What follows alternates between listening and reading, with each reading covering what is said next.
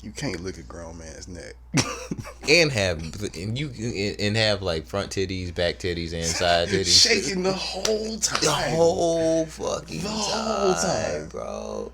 I paid $80 for that bullshit. Yeah. Low key, the other fights were better. The other Thank fights you for were... ordering this paper. Look at this bullshit. Thank you for ordering this pay-per-view event. Anyway, man. Ended up in my motherfucker having a concussion, and then lifelong deafness,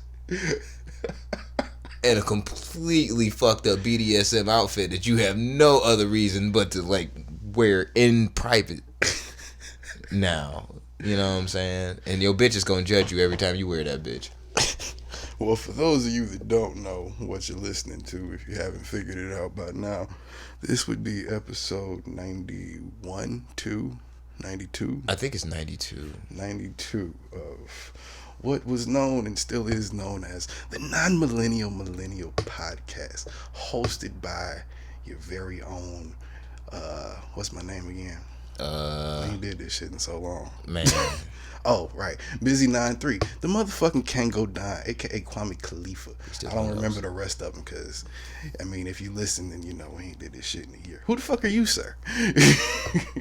I am the one and only, you know what I'm saying, motherfucking Jose Ortega, the next revolutionary Mexican, here to, like, trample the world with all types of fuckery and unidentifiable facts and all types of shit like that. That's what I do. That's what I'm here for, at least. I think. I'm not sure. I'm still, like, befuddled at the fact that I watched the nigga's ear bleed for 3 rounds. Bro, yeah. So, if you hadn't caught on yet, we just watched because it is... So, if you're hearing this, like, if you're hearing this podcast, you know what I'm saying, the day, the day it comes out, and you've seen SportsCenter, like, I'm sure you've seen Deontay Wilder get his ass whooped by Tyson Fury, yeah. But, god dang, the way he got his ass whooped. Yeah, that was embarrassing in Black History Month, my nigga. Yeah, because the nigga came out and like his whole Wakanda thing, you know what I'm saying, and that's what I was mentioning with the BDSM outfit and shit that you can only wear once or in privacy, like a dog ass holler like the mask and you know what I'm saying Halloween with the party. You know what I'm saying, had like a black crown attached to the mask and all. It was like cape and shit. Like this nigga, he looked like King Gimp. Yeah, like Gimp Man. Like he almost had like a Gimp Batman thing going on. Like Gimp Man. Gimp Man. Shit, he got beat like a Gimp. Yeah, like he got the brakes beat off his motherfucking ass, bro. Oh my god, that hurt to watch, dog. And like when we say we fresh off watching this shit, like this shit just went off TV. Like we pressed record on this shit as soon as like the ass whooping ceased. Bro. After we watched this nigga Tyson Fury sing American Pie in the fucking ring, which I'm sure is trending all over Twitter by now. Oh, disgusting. This nigga licked his ear, bro. This nigga Tyson ear. Fury licked covered in blood. Licked the blood off this nigga ear, bro. Oh my god. First off, this nigga was eating Cheetos, drinking beer, like during the pre-fight ritual, like it wasn't shit. Dancing, motherfucker. Bruh. He was air fucking playing air guitar. Every air instrument and air job you can do, he did. This motherfucker playing around. Didn't stretch or nothing. This motherfucker was mocking this motherfucker the entire time. Just sitting there with his wife just looking pretty like, man, fuck this he nigga. Looked like he was at a house party just chilling, bro. Bruh. Back, all his niggas just, it was whatever. This nigga Deontay is over here super serious back there looking like he about to come out there and eat somebody's children. And then he had that energy. He did have that energy. But that's what makes it fucked up that he got his ass beat like that, is that he had the energy that he was just gonna come out there and like annihilate half the fucking crowd with his bare hands, and nothing happened. Like he literally just, he didn't even guard. Like that's the reason why his fucking ear was bleeding for fucking 5 rounds.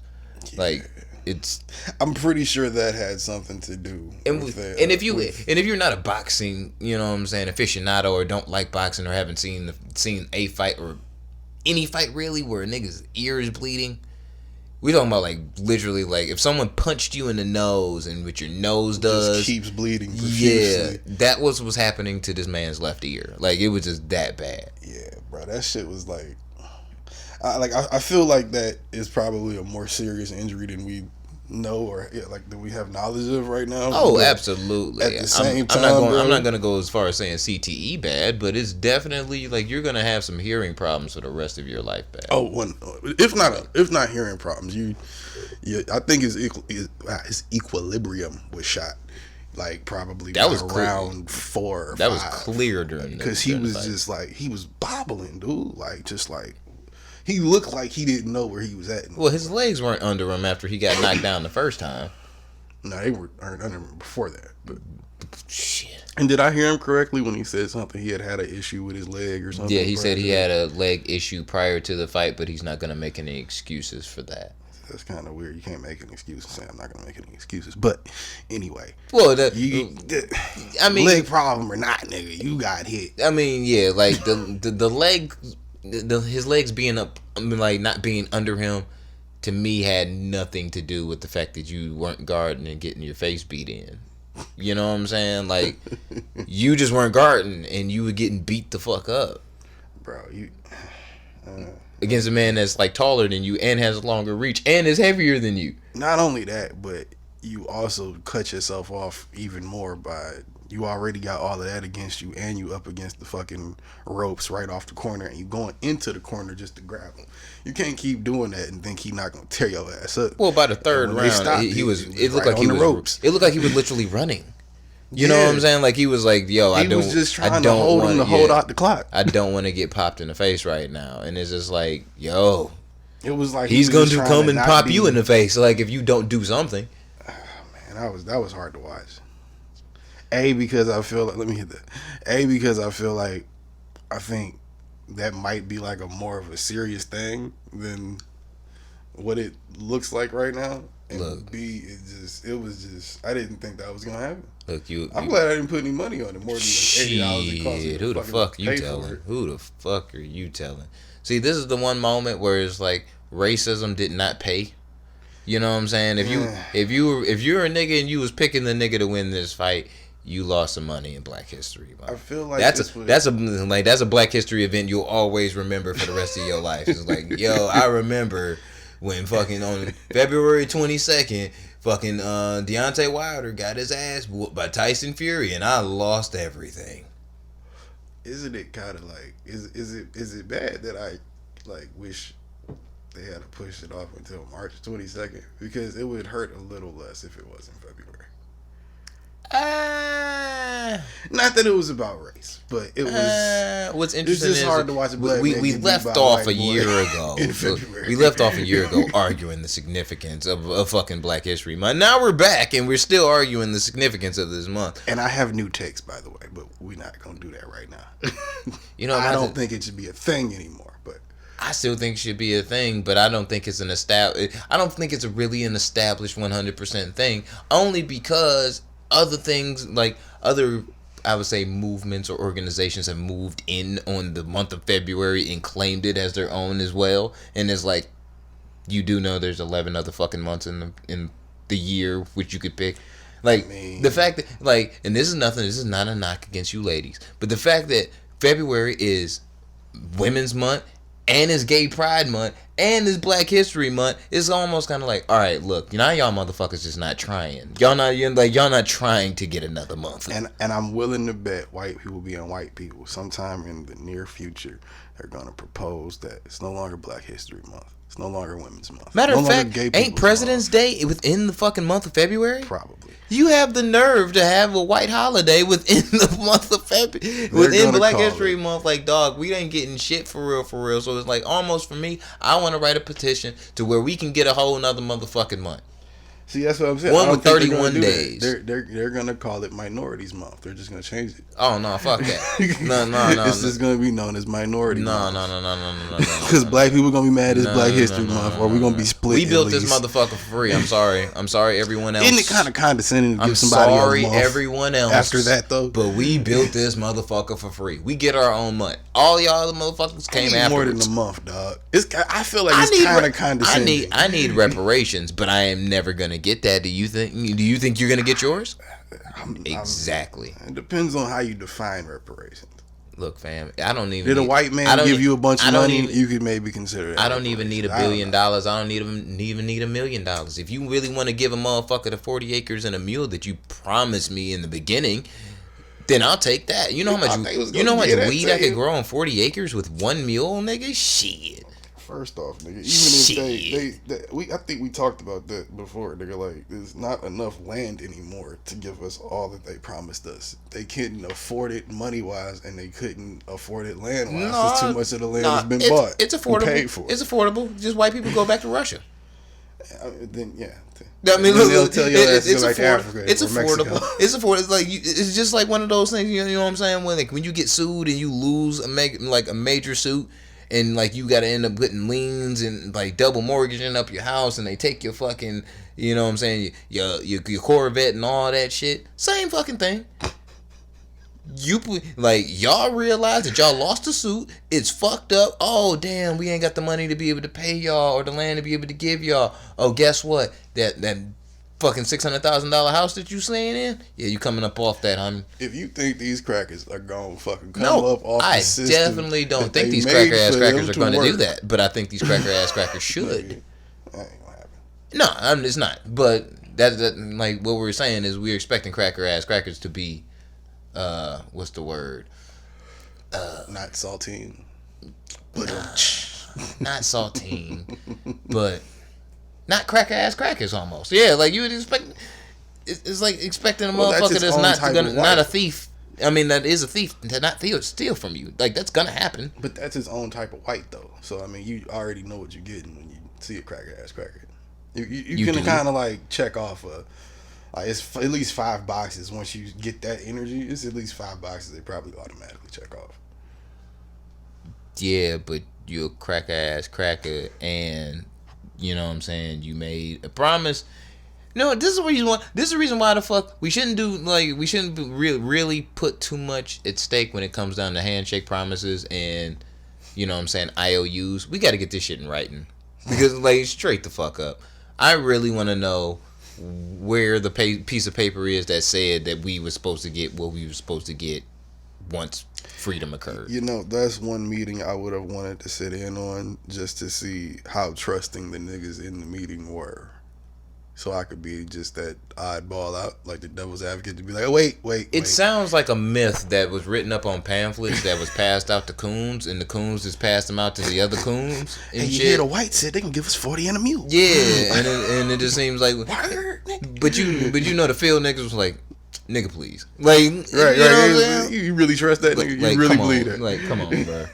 I believe it when I see it, nigga. These motherfuckers ain't giving like you you trust massa, nigga, like for real. Yeah. Uncle Tom ass nigga. That's how that shit come up. I mean, you gotta think about it though, because if a motherfucker was sitting in on that meeting and was able to be like, hey, okay, you gonna give us this 40 and a mule, right? But what's like a date where we gonna start paying this debt? I don't know if there was ever a date, and if it was, these niggas just default and we just didn't check them. Like, you know what? What happened? This goes in like, I'm sure we could Google this. The American white person has been lying to people, like to the American people from the very fucking start. Because even when slavery like was completely abolished, so to speak, on the day of, there was still slaves after that, years after that, nigga. It wasn't like. And it wasn't like these motherfuckers was like, oh, well, you're free now, you can just leave. Nah. Like, they was like, nah, son, I don't give a fuck whether you free or not. You free, but I still don't like it. Yeah, there was like, Colonel Sanders was like, fuck Lincoln. You stay in your ass right where you at.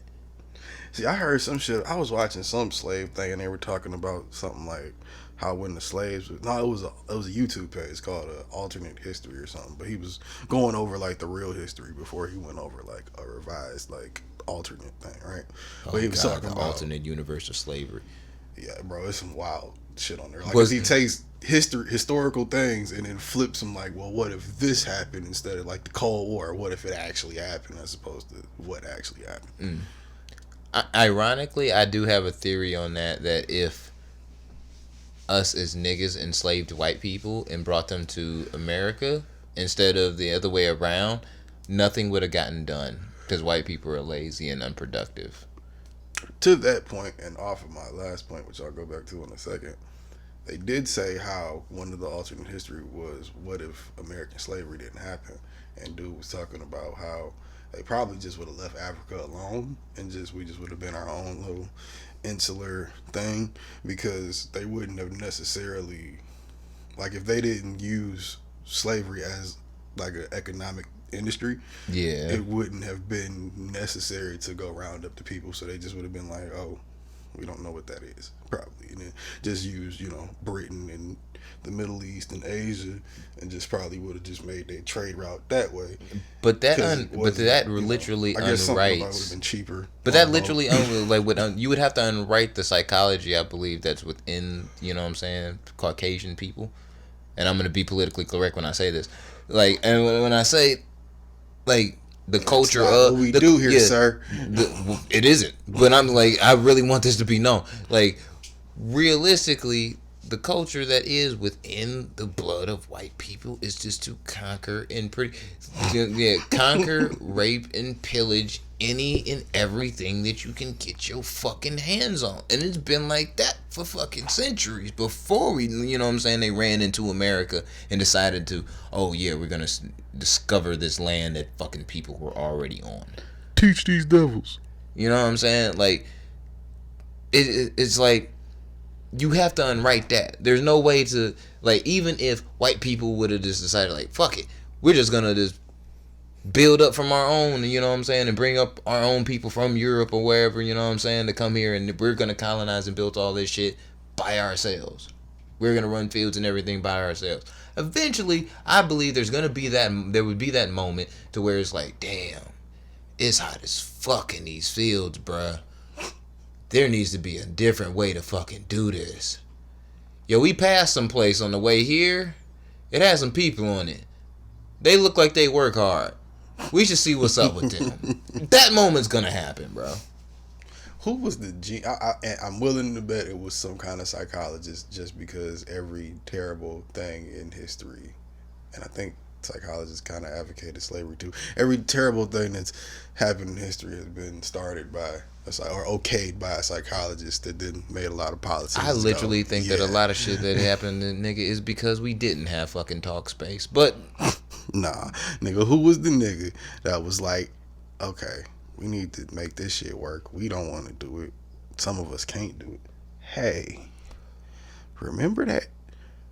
Those dark motherfuckers. What if we just go round them up?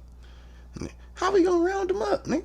You just pull up on them and just buy them, snatch them up, nigga, make a deal. And this is why they needed a talk space in the 1600s, in the 1400s. Like, nigga, like, just to be like, yeah, I don't think that would be ethical, for, like, people. How would you feel?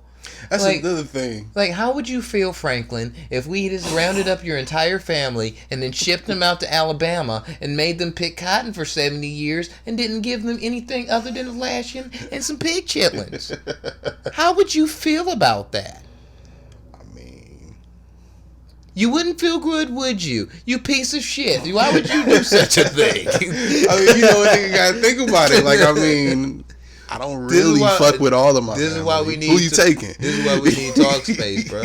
Like, straight up. I'm not even a person that believes that I personally need therapy. I'm not even in that space. But yeah, the idea to bring up, like, yo, I think we should go round up the motherfuckers and bring them over here and make them do our dirty work. That's kind of fucked up. That's unethical. Is it fucked up or is it genius? And this is the 1600s. There was no real thing on ethics, nigga. It was just rape and pillage, nigga. I know I need this to run. If we're going to fuck y'all. Oh my god, this is terrible, and this is like a hell of a way to come back to a podcast. But if we're going to acknowledge a genius behind slavery, there's like, I would say the only motherfucker who would get that, I would say the genius level of it, would be the person that decided to start lynching. Only because, real shit. Only because I feel like at a certain point in time, the slaves in the field really realized, like, look, fam, there's no way, if Massa got one whip, if we all rush this nigga at one time, he ain't gonna be able to fucking take us, bro. We gonna whoop this nigga ass, no problem, on some Tyson Fury, Deontay Wilder shit. But if you like the motherfucker that started lynching, Willie Lynch, if that person really did exist, I heard that was like a conspiracy theory or whatever. But if that person really did exist, that established so much fear within like the culture, you know what I'm saying, towards black people of like we should fear white people so much so that it even is established to this day. Yeah, whether it was you know what I'm saying, or not, like it was the law. Was yeah, real, like that shit fucked. That shit has realistically fucked our culture up. You know what I'm saying in America to this day, and it's within the systems that govern and legislate our government. You know what I'm saying? Like that's like we're gonna acknowledge the genius behind it. Is that slavery itself wasn't a genius thing? No. Because you got to think like it was genius in terms of what I meant by that. Was genius because of like the economic part. Yeah, because that make a bunch of motherfuckers work for you. Yeah, but that goes on to the Willie Lynch cycle to where it's like it had to adapt. Because think about it, because you couldn't keep them enslaved. Over the centuries that slavery's been implemented through different cultures, whether it's Hebrews, African slaves, so on and so forth. The thing most outside of the American culture is the difference is eventually there was an uprising of a sort. And that uprising really took down the motherfuckers that was heading over them.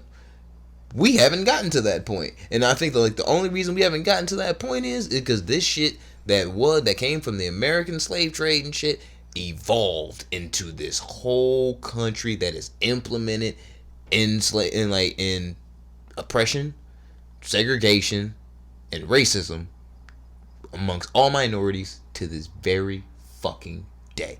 And that's fucked up because we've been free technically for a long fucking time. Or have we? No, we really haven't. But if we want to say what the paper says. I mean, well, that was another thing to the alternative history thing. That same video, like, what if American slavery wasn't a thing? Like, if they did leave us alone, right, and none of that shit ever happened, America also itself probably wouldn't be what we know. It would be probably like it was a higher possibility of it being like fractured and like we'd be like every other country where every state that we call a state would be its own country and shit, and maybe other ones because like the state might be split or whatever. But that was more likely to happen because slavery was a thing that united everybody. Everybody didn't feel okay about it the whole time, but everybody kind of benefited from it that wasn't affected by it. Anybody that wasn't a slave basically was benefiting from slavery. So yeah, absolutely. But that's what happens when you implement something from the very start of this is how we're going to build the infrastructure of our society. You know what I'm saying? Like realistically, with the abolishment of slavery, you had to still replace that labor somehow. So they figured out a fucking way to do that, which was mass incarceration. Like I said, there was an adaptation. There was an adaptation to the slave game, like to the slavery game. Like everything, like there was no. We have not had as a people a uprising yet that has been powerful enough to be able to like tear down the infrastructure that is racism within the American society. Now we had opportunities and we've had leaders who have been trying to do such a thing, but every fucking time we get close, somebody turns up and dead. But it's kind of still the same slavery thing though. Like you said, is if you're not directly hurt by it, you kind of benefited from it in a way, even if it's not like monetarily. You still kind of benefit from it. Look, man. Whether it's by proxy or direct, whatever you want to call it, like you benefit from it. Look, fam. There's like we benefit from child labor in like China and shit. We don't be giving a fuck about the shirts we be wearing. They be comfortable as fuck. But we know some little sad 5-year-old sold it up and probably got yelled at about it. We don't really think about that part though. We pay our $50 for the t-shirt. We keep it going because the brand is cool. Yeah, I'm sorry. It's the same thing. Look, I'm not here to like argue. See, I understand what you're saying with that, but I will never bring that up as a thing for me because I am not I'm not to like what Americans would call the completely full American, where it's like we're gonna go fight the commies in a different country. Nah, Do you know how American it is to deny how American you are? I'm gonna keep it a straight. American, but I don't do shit like that though. That's the mother American thing. No, I'm just saying, like, I'm American, but the Americans that are like, we're gonna go over there and fight the commies, nigga. Why? That's not my problem over there, bro. I got shit nigga. There's a motherfucker that's hanging from a tree outside. Like, I'm not worried about that. I don't give a fuck about some, you know what I'm saying, some 8-year-old that's clipping poppy seeds and flowers and shit, you know what I'm saying, making opium. That's their deal. What I'm doing with over here is something completely different. Like, I'm dealing with my shit, bruh. Like, I don't give a fuck what's going on over there. I'm gonna keep it a bean. Like, straight up. My problem. But that's what niggas in the North would say about niggas in the South. Whether you like the fact Canadians? that it's nigga, Northern America, like this part of America versus like. But Canadians Alabama. also are looking at you, looking at us, and looking at our problems. Like, the Canadians exist. Fuck y'all problems. I don't know. That's a good question. Like, were they a thing? What? That does, like, we do need a guy for that. Like that's really we need a Jamie. Yeah, because like there's really a question or a blue band that's a legit question, because like slaves were escaping slavery and going to Canada, so I'm assuming. But like we're Canadians a thing. Like Canadians the way we know them. Like were they some unevolved version of that? I'm sure like I'm sure the indigenous Canadians probably looked like Eskimos. A little bit, I would say, probably. Cold up there. Yeah, you know what I'm saying? And I like, look, fam, there was people here already, North, South, Central America. Like, you know what I'm saying? Like, there was people here all motherfucking ready. So it's like, I'm assume, yeah, there was people there beforehand. You know what I'm saying? I'm gonna assume, you know what I mean? But apparently whatever the fuck Canada was on was like, yeah, what the fuck is going on below us is some bullshit. Y'all want to come up over here, be free for real, if you can get here, cool. You know what I'm saying? Cool. Yeah, I mean, and it would make sense because Canadians are like historically super nice people, bro. There are some assholes, but most of them are super nice. I think like, was it 2009 2010 they only had one murder in the entire all of Canada. Yeah, like the whole... All of Canada. thing? Yeah, like Quebec, Vancouver, like Toronto, all like Montreal, from corner to corner, bro. Like one. Damn. One, bro. And that's common courtesy at its finest. And I think in that same exact year there was over like 14,000 like murders just in that same year that were American. And I'm sure those numbers are way higher now. That was like over 11 years ago. But that sounds like a low ball even for then. Yeah, like I might be wrong. I know there was for the whole country. That's got to be wrong. It's definitely. I think it was like 10,000 I think it was like 47,000 like or some shit like that. I know there was a 4 in there. Like I'm it was high school, but I know it was a significant difference in amount from 1. You know what I'm saying? Like 1 to however many thousand. That's nuts. You know what I'm saying? True. That goes into my theory on just the American society and how we've had this. We've been bred. Well, it started all with, yeah, we don't want to do what the fuck you tell us to do, so we gonna do what the fuck we want to do. And if you got a problem with it, fuck you and your taxes. Yeah, that's how it starts. That's how the game started. We don't want to do what you wanted us to do in the motherfucking first place. I mean, you gotta. Now, is if you don't want to play ball with that type of game, you pretty much fucked in the game, bro. From jump. You can't take over the world being fucking hunky dory with everybody. Yeah, but we didn't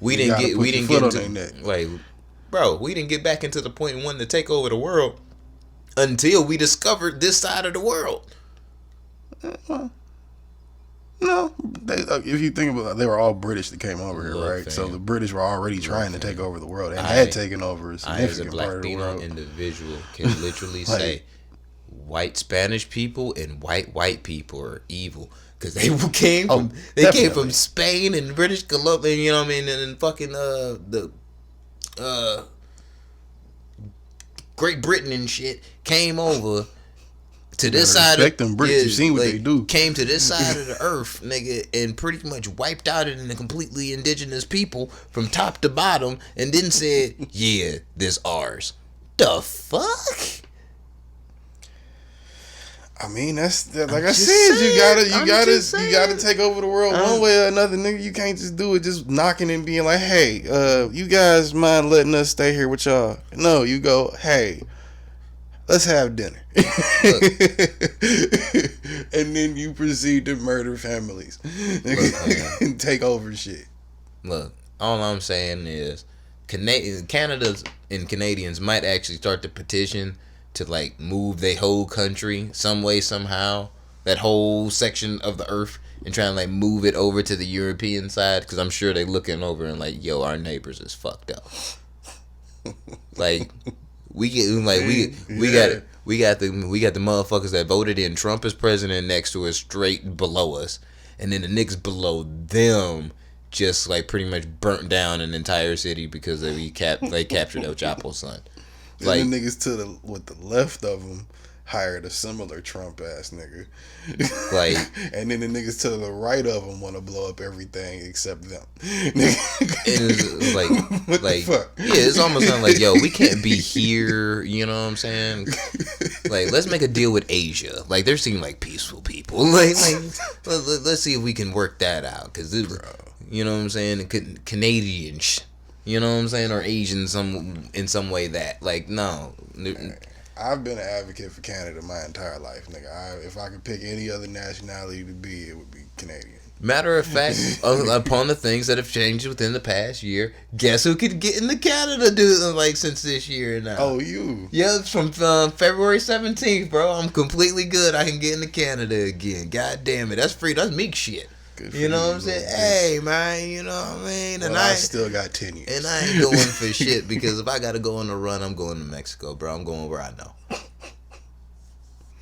Yeah, I still got 10 years on my shit. Look, fam, you still go to Mexico with me if it all goes to shit. Oh, that's definitely happening. Follow me and my wife and my I'm not saying I was just going to run to Canada. I just said I'd like to go back. I need a capo when I start my cartel. I'll be there. Like, we gotta make the runs to fucking like go all the way to Mexico and flee from this entire fuckery of a country, bro. Do you understand? I'm going cartel crazy. Like, there's no other way to survive down there. Do you understand how many times I've thought about just making a run for it to Mexico and then just saying, fuck all your remorse, fuck all your feelings, fuck my whole old life, basically. And just go down there and just be the grimiest nigga on earth. I get pretty far. I feel like I would get pretty far. Like, I would probably become the head of something. Something dangerous. Yeah.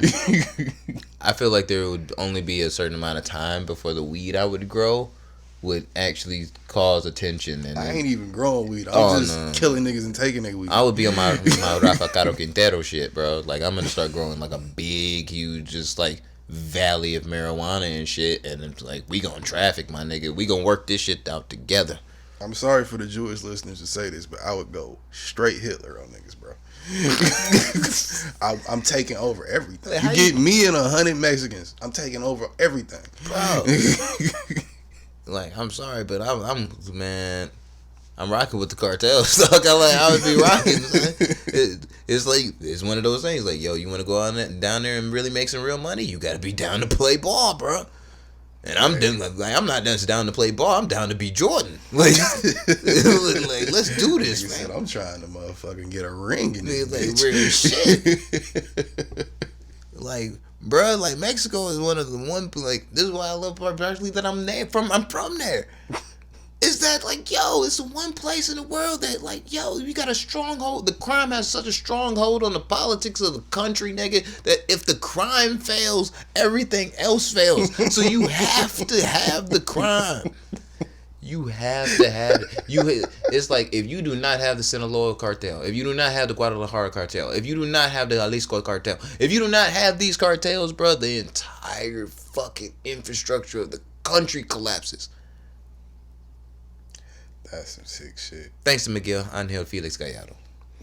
Like, thanks to him, yes, sir. That whole thing is like, yo, if you can just buy into the political game and have enough bread to do that shit, nigga, you can vote for life. No one's gonna come for you. And if they do, who cares? They're not gonna touch you. You know how fucking long and hard they had to fight to get El Chapo? Yeah. And still barely got him. Bro. They only now kind of got him because he's here. The motherfucker tried to be heroes and try to be good police officers and shit. Like, yo, we're gonna arrest El Chapo's son. Why would you do that? And then they go down there and burn the whole fucking city down. And then what'd you do? You gotta give up El Chapo's son. They just had to check you and let you know, like, yo, fam. That like, shit was straight out of Narcos, bro. That shit was a real life Narcos episode. Right. And I remember watching that shit like, bro, this is really happening. Like, as a nigga that's seen some wild shit, I don't know if I've seen some shit that wild with my own 2 eyes, nigga. Look. That one was like, whoa, what the fuck is going on? And they was like, give him back. And they was like, no. And watch. Okay. I bet. And they were like, no. Here. Take him. Sorry. They gave that nigga right the fuck back. Yeah, because do you really want those? Do you want that smoke? Do you want all that smoke? Bro, nah. You get that man up. I'm sorry. Bro, like, you can't. Nah, because you'll die, bro. Like, bro, look, fam. I wasn't around in Mexico when it was like the real, like, the shit that you see on History Channel about the motherfucking narcos and shit. I wasn't there for that. But I have family members that were. And they tell me, they tell me stories. I've seen shit. I've seen pictures. And I'm like, yo. You know what I'm saying? and until a couple months ago, it was like the first time I was like, wow. That shit ill when them niggas get mad like that. Like, bro, that shit ill. That shit sick. That's some sick shit, nigga. Like, bro, when you was like, yo, I'm gonna burn the whole fucking city down. Like, I don't give a fuck. Like, they was running up on niggas with 50 cows. Street, bro. They had with fucking pickup trucks, motherfucking vans, motherfucking just regular ass cars. Niggas riding around with K's, fucking turrets, fucking grenades. Probably you name it, they had that bitch, bro. I seen an RPG and an AK just in a whip, and they on the phone with niggas like, yo, where y'all at? We about to pull up. Like, that shit was viral on Twitter for a minute. I'm like, Jesus. These niggas are not playing. But see, I think the Mexican society is a society that really knows that, and I think it's only because the narcos kind of checked the government with saying like, yo, we wasn't shit before we started doing this. We just common folk. Now we have enough money to be powerful enough over you niggas to call some shots. But the motherfuckers that's really working for us, is making us the money that we're making, is the common folk. And if you fuck over the common folk, you're fucking over us. Yeah. Not gonna happen. So it's almost like the people, so to speak, really do have control over the government. And now they're after me. Bro, it's been the American government, and I think the British, Great Britain, Colombia, whatever, whatever the fuck that is over there. Yeah, that shit. Yeah, I don't think that those societies as politicians and the politicals, the legislative, all them, the judicials and all them shits, they have more power, or at least think they have more power than the people, and they flex that power over the people, and to the point to where most of the time the people don't believe that they doing anything more than voting, and that's it. Like here. You know what I'm saying? Like, just like here. Yeah, like I said, same thing. But it's like, realistically, the people always had the power. We just haven't flexed it in unison on the government to let them niggas know that, like, yo, we the niggas that put you here. We the niggas that pay the taxes that make you the money that you do. Well, that's because America's a little different in that for most people here, it's not so bad that you want to complain about it, and it's if it's that great, you don't have any complaints either. So you just kind of in this state of not disillusionment, but like just semi comfort. Even if you're not comfortable, it's still like a routine. You got shit you want to do, shit you got to pay for it. You got a thing that you do. That's a cycle, and you ain't breaking that shit to go yell at no government. Nigga, fuck out of. You know what I'm saying? It's not like bad enough to where it's like if niggas ain't starving, they not. I've been saying for years, and I've said it on and off this podcast, nigga. We need to cut some heads off if you want some shit to change. If you don't want to cut some heads off, then you niggas gonna have to take a couple days off work. If you don't want to take a couple days off work, then shut the fuck up. Yeah, 100. Cause like I'm with it because it's like you gotta flex to a degree to get this shit done. For real. Shit. That's why I believe that all in all, the I don't know if you've seen the autobiography, the Who Killed Malcolm X joint on Netflix. Oh, we have to talk about Netflix, but no, I haven't seen that. Oh well, have you seen Don't Fuck with Cats? No, you told me about it. I'm just disgusted. No. But in light of Black History Month on this, me and my wife watched this shit like last week, like just murked through all these episodes and shit, and it just fucked me. And like what fucks with me about it is the fact that Malcolm X flexed properly at the time. I feel like he did the most elegant flex to let white people know, yo, me and my peoples are not fucking around. Like, it was an adequate flex. But the fact that, like, a lot of people still thought he was arrogant as fuck. Yeah, but might have been your impression. But no, but you gotta be, but you gotta be arrogant to motherfucking flex to a degree when you flexing on somebody. You know what I'm saying? You gotta have that arrogance, like I'm flexing on you. I'm exerting the fact that like I feel like I have enough power to believe that like nigga, you are not gonna look down on me. That much of a flex. It was like I said, it was the most proper flex that you were really gonna be able to do. Malcolm, MLK, and them wasn't flexing; they was getting their ass beat. But I'm just keep it in the beat. Like Malcolm X and them niggas was flexing properly. But that flex, if you're gonna do it, going to the White House is a flex. Martin was flex. It's a stunt. It's not a flex. It's the same thing. Nah, it's not.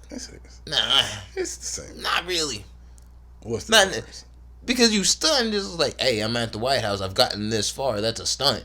But a flex is like I'm exerting my power to, you know what I'm saying, against that shit. Do you feel me? Nah, nigga, Martin had more power than Malcolm. I feel like he did, on the sense that he got him and his people got hosed down enough to impress the political connects counted for more than anything else. But here's the thing though. I feel like he was the difference between MLK and Malcolm X is that MLK was college educated, pastor, talked really good. Okay, we know. Yeah. And Malcolm was a street nigga. We got that. Exactly. That's not the point. You know what I'm saying? He wasn't going to get in the motherfucking White House before MLK. No goddamn way. They were both powerful, but I think if you want to talk about influence, Martin kind of changed more shit. Martin can change more shit, but Malcolm just presented a similar idea in a different way. Malcolm presented the way to like, yo, you can be on a side to where you can really be mad, express how mad you are, and try to change like the game that is around you, and that's disgusting. And not get fucking hosed down in the middle of fucking Selma. You know what I'm saying? Like, I couldn't be that person. I'm sorry, fam. I'm sorry. You couldn't, like, bro. You try to resolve, nigga. Like, bro. You think you gonna spray me down with hose, and I'm not gonna try and grab that axe off that fucking fire truck and like cut your dumb ass in half? You fucking right, nigger. Oh no, I'm definitely. Fuck you gonna do about it? Look, fam. Boy. Look, that shit there is the shit that had me feeling all types of nauseous when I went to fucking Huntsville, Alabama. That shit had me feeling nauseous. Yeah, man, you let a nigga, you let somebody talk to you like that, you gotta go to jail that day. Oh no, I'm gonna stab you in the fucking. That's a flex. I'm gonna stab you in the fucking kidney with a goddamn like piece of broken glass, nigga. Not even a knife. You call me boy? Oh yeah, you getting stabbed with really jaded ass, jagged piece of fucking broken glass, like a mirror or some shit. Yeah, last motherfucker called me, boy. I almost spit on that nigga. For real. It was an old white dude, and he was walking to his car as he said it. I was like, what? Oh, no, son. Bitch, what you say? No, son. That's the easiest way to get, like, beat up and thrown into your truck. Bro. Like into the trunk of your car, and I'm gonna drive your car into some water, nigga, and just let you drown in that. Because you know how you be arguing with a nigga going in two different directions because he clearly don't want to smoke, but he keep talking shit, and y'all just keep like, all right, nigga, like it was one of the things where I'm walking back, like, all right, nigga saying they outside, like, he's like, you need to go back home, boy. I was, what? Nah, you gotta get the smoke now. Like, I'm sorry. Like, nah, you're not gonna walk away from me and not catch the smoke now, fam.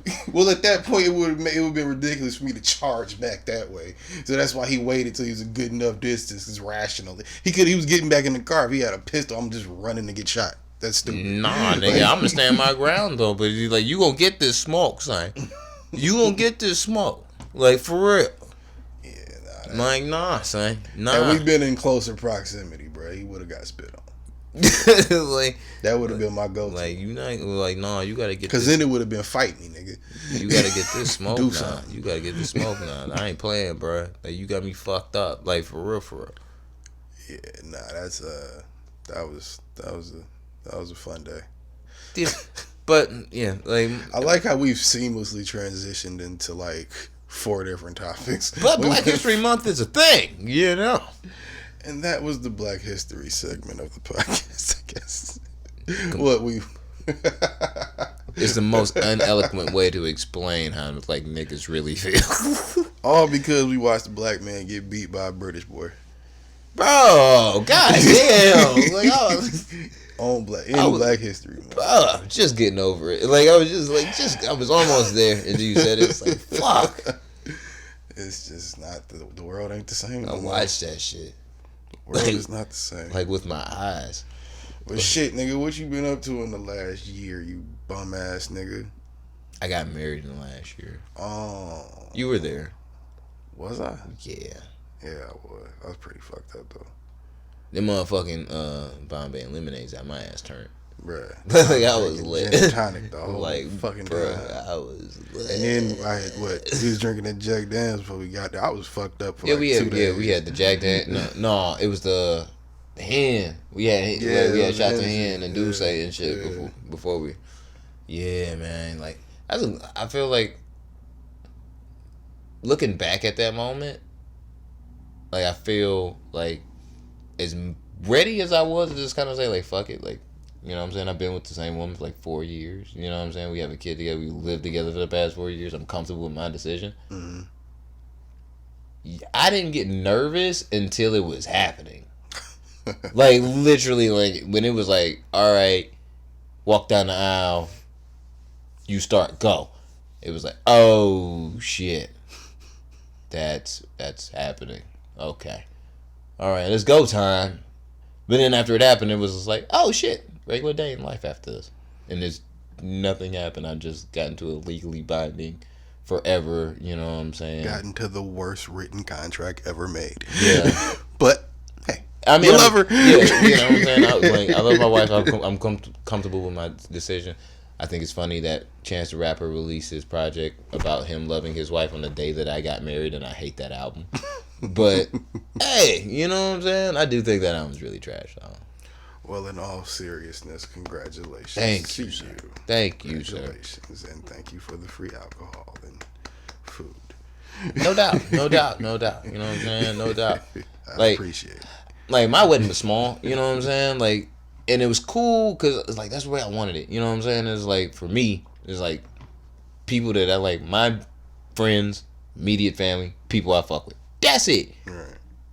It's not, I don't care to have my fucking coworkers there and everyone. I never understand why people do that. Like, dog. Invite a bunch of people that you just hope they want to be there because you think you're some hot shit. Bro, if I don't feel in my soul to soul heart and like my soul to soul heart of hearts that I would buy you a cheeseburger if I knew you were hungry. Right. You weren't gonna be there.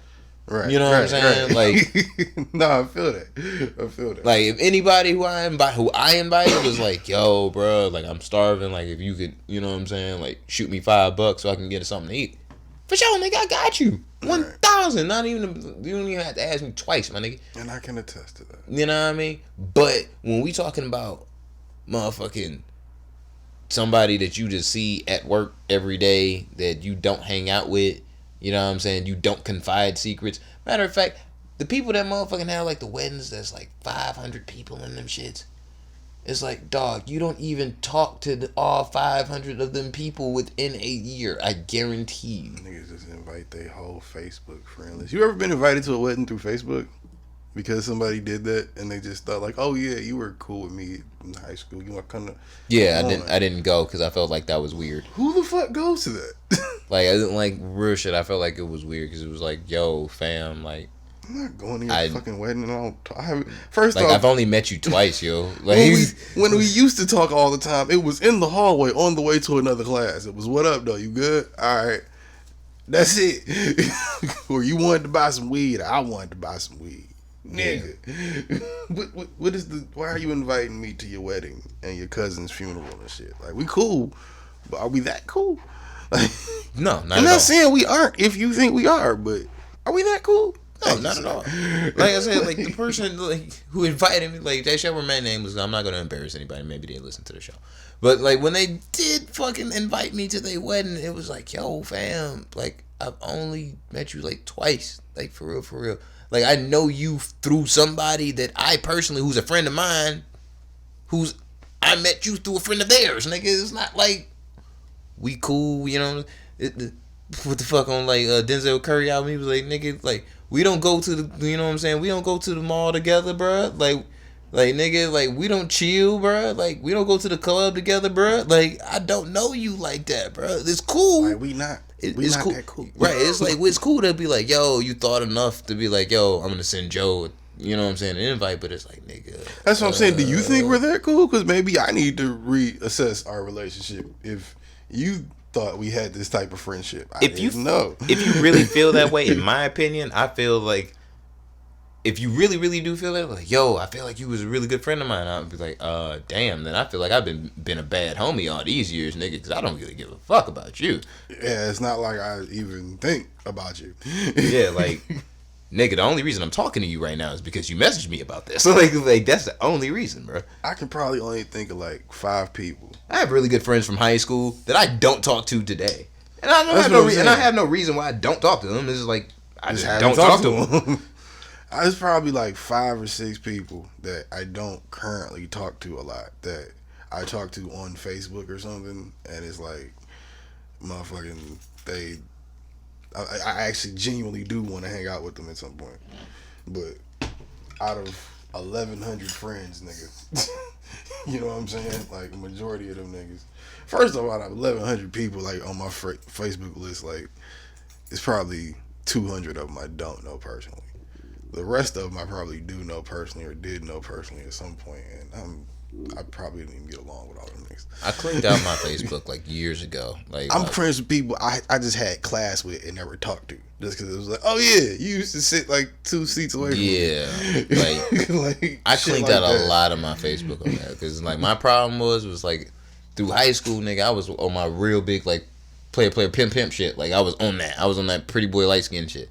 So it was like I would say maybe 70% of the people on my Facebook that were on my friends list were just bitches that I had an interaction with, right? Through some way where it was like, oh shit, yeah, I remember this chick from this party. Whoop, I'm just gonna shoot her. Some parties, you know what I'm saying? And then it was, and vice versa. It was like, oh shit, yeah, I remember her. She was there standing next to. Whoop. I don't need to say what up to her, but I don't know how to find my page, but whatever.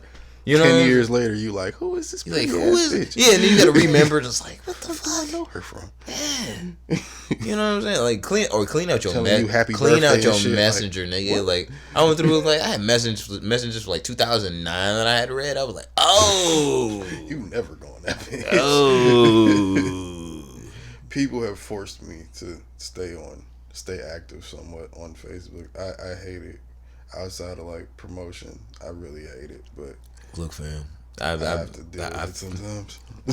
The last some people that I talk to all the time. I can last time only on talk Facebook, to on Facebook. anything was the fact, was the passing of, what I'm saying, the late great Kobe Bryant and his daughter, and all those people in the helicopter crash. That was, and the only reason I got on Twitter and got off. I didn't even stay on there. I was on Twitter got the emotions. Like Twitter really got my emotions because I was really. I'm a Twitter nigga now. Like I usually be on Twitter. I'm a Twitter nigga. But it's like in that moment I was like, yo, I gotta go like all platforms on this just because it's Kobe.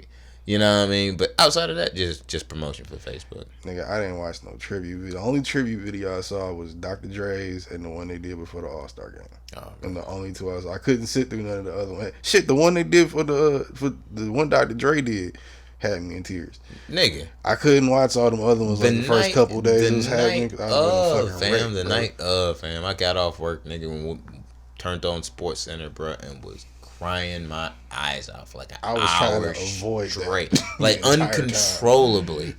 Like it was sick because it was just like commercial would come and I get my shit back together and then it would come right back and it'd be like, damn son, like it was like, bruh, like it was sick. It was sick, you know what I'm saying? All them hours on the court wanting to be Kobe Bryant, and then, you know what I mean, such a tragedy, like, you know what I mean, like, rest in peace, Kobe and Gigi Bryant, like, 100, like, 1,000%. Like, that shit really got me sick. And that's one of them things, bro, it kind of fuck you up a little bit, because it's somebody that you would never think something like that would happen to. Yeah. And it's one of them things where his daughter, like even his daughter was with him. It's just one of them things where you like, what the fuck is going on today? What is happening? Yeah, this ain't real. Like, what the fuck is happening? Like, last day I remember a day like that where like so many people like all over the globe came together. Michael Jackson. I was last thing I remember. Yeah. Prince. Michael Jackson, I think, over Prince. I believe you had to be. Michael's was stronger than Prince, but Prince had a big thing. Yeah, like I'm a Prince fan over Mike, but we've had that conversation. But, yeah, Mike was bigger than Prince. I mean, technically, not a better musician, but whatever. Bigger in terms of fame. Not better a musician or artist, but whatever. Just saying. Neck and neck. Just saying. I be in Mike mood sometimes. I be in Prince mood sometimes. Look, man. I don't know. It depends. Look, fam. Oh, that happened. Last time I was in a Prince mood, my wife got pregnant. So, like, you know what I'm saying? Like, I got to keep the Prince moods on chill. Don't you know you never listen to Prince when you're about to, like, do anything like that, sir? Look, fam. I mean sex, people. I mean doing sex.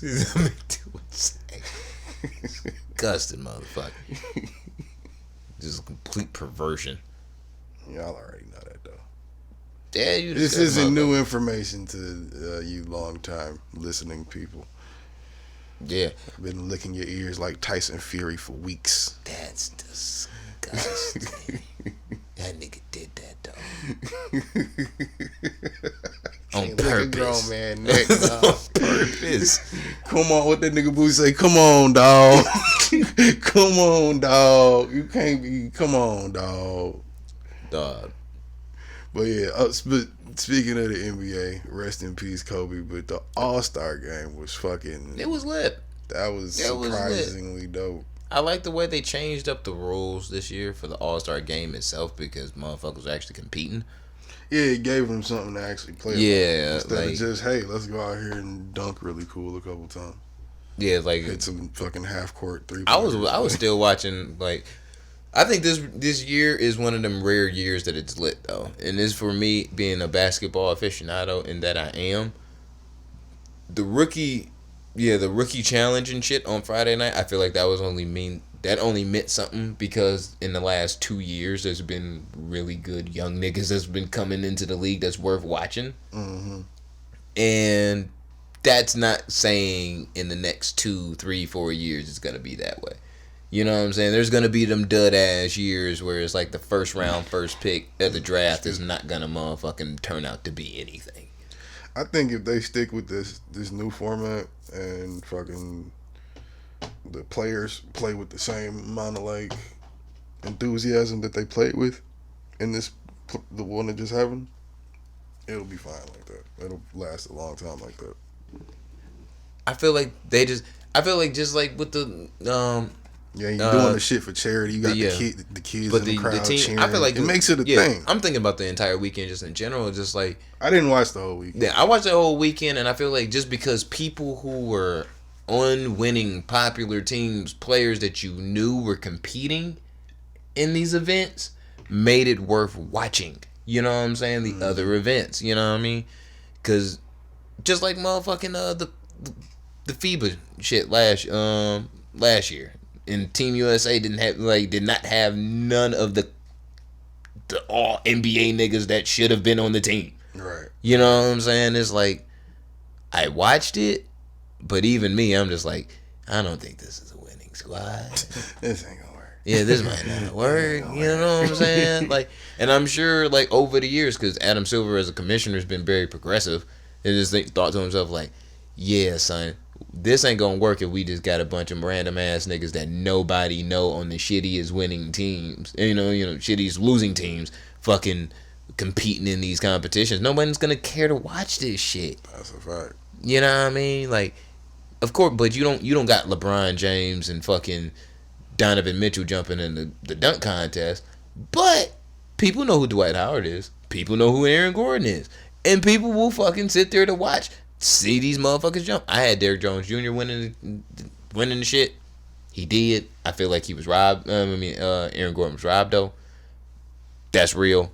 But bro, Aaron Gordon had like all his dunks were like 50s. Like he did some shit. I saw some clips. Like he did okay. He did shit that like, oh my god. Yeah, he did shit that I haven't seen before. Like done. Like I saw Giannis in the crowd overreacting to a couple of them. I'm like, it wasn't that crazy. Giannis is an overreactor, bro. He want people to like him. He wants people to like him. He wants people to like him and accept his Greekness. We already do. That's why he doesn't have to do all that silly shit. We already like I'm very critical of him. I'm very critical. And I'm very critical. And the reason I'm very critical is because everybody trying to pin him to be the next nigga after LeBron goes out. And it's just like, I mean, might be. It's possible, but he's gonna lose a lot, and he's not gonna win in fucking Milwaukee. That's a guaranteed goddamn T. Oh no, he definitely gotta leave there. Oh yeah, that's why he coming to Golden State, nigga, in free agency next season. I'm telling you. More on that later. Gonna fast forward to next year. Oh no, you gonna hear that? You heard it first, nigga. That's what's happening, bro. That's what's happening. In 2021 free agency, watch Giannis Antetokounmpo sign a max deal with Golden State. 3 years and an option. I watch. Be surprised. 3 years and a player option for a fourth. Watch. The way they looking right now, they need it. Oh nigga, we tanking properly, bro. We tanking so well, like our tanking looks competitive, so it don't even look like we tanking. Y'all hear that? How much of a fan do you have to be to say we're tanking properly? You sound like a Lions fan. No, we tanking competitively. Because, like, a lot of games we lost this season, we haven't lost them, like, badly. You sound like a Knicks fan. Like, we haven't lost them badly. Like, even, it was last night, like, we only lost by, like, I mean, it's MSG, dude. You know what I'm Madison Square Garden. You know what I'm saying? We only missed, you know what I'm saying? We only lost by, like, 8 points. We not getting our ass popped by, like, still lost. Yeah, we ain't got none of our stars playing. None of them. None. You should still be able to win something. Fuck you now, nigga. What the fuck you mean? The Knicks don't win anything. Y'all spent all of that money on them stars, and now you got a shitty bench because you didn't think about the fucking bench, and now you got no stars. No, we thought about the bench. We just couldn't do anything with the bench. Like, we tried, nigga. It just didn't turn out the way we wanted it to. Like, that's just real. That shit is but sad. We traded D'Angelo Russell, like I said, was gonna happen anyway after we signed him. He was a trade piece, nigga. We got rid of all our fucking draft picks and all that shit. We had to reaccumulate shit through trade. Like, we looking bad, but all our main niggas is getting a good rest for this season. So we'll be back next year. Well, we know the Pistons ain't gonna get shit no time soon, seeing as they traded Andre Drummond for a 2-piece and a biscuit. Nah, they ain't talk about benches, nigga. Nah. Like, they bench looked weak after, like, going into the season. I don't even know why motherfuckers thought they had hope. Like, I'm gonna just keep it a buck with the Pistons, bro. Like, it's over for all of them niggas. Yeah, it's over for them, bro. Like, we never gonna see D Rose win again unless he gets on a bandwagon team that's about to win a chip anyway. Yeah, that's true. Like, that's probably true. That's kind of fucked up. I want to see D Rose win, Just like I wanted to see Kobe get one last playoff run before he went out, nigga, and I wanted to see D Wade get one last one. You know, what I'm saying? Even if you knew they was gonna win, even if you knew they was gonna lose in the first round, it's just like just one more run. See it. You know what I'm saying? Just one more good shot. I'll take it a step further with Kobe. I was one of them niggas prior to, it's obviously ridiculously unfortunate situation.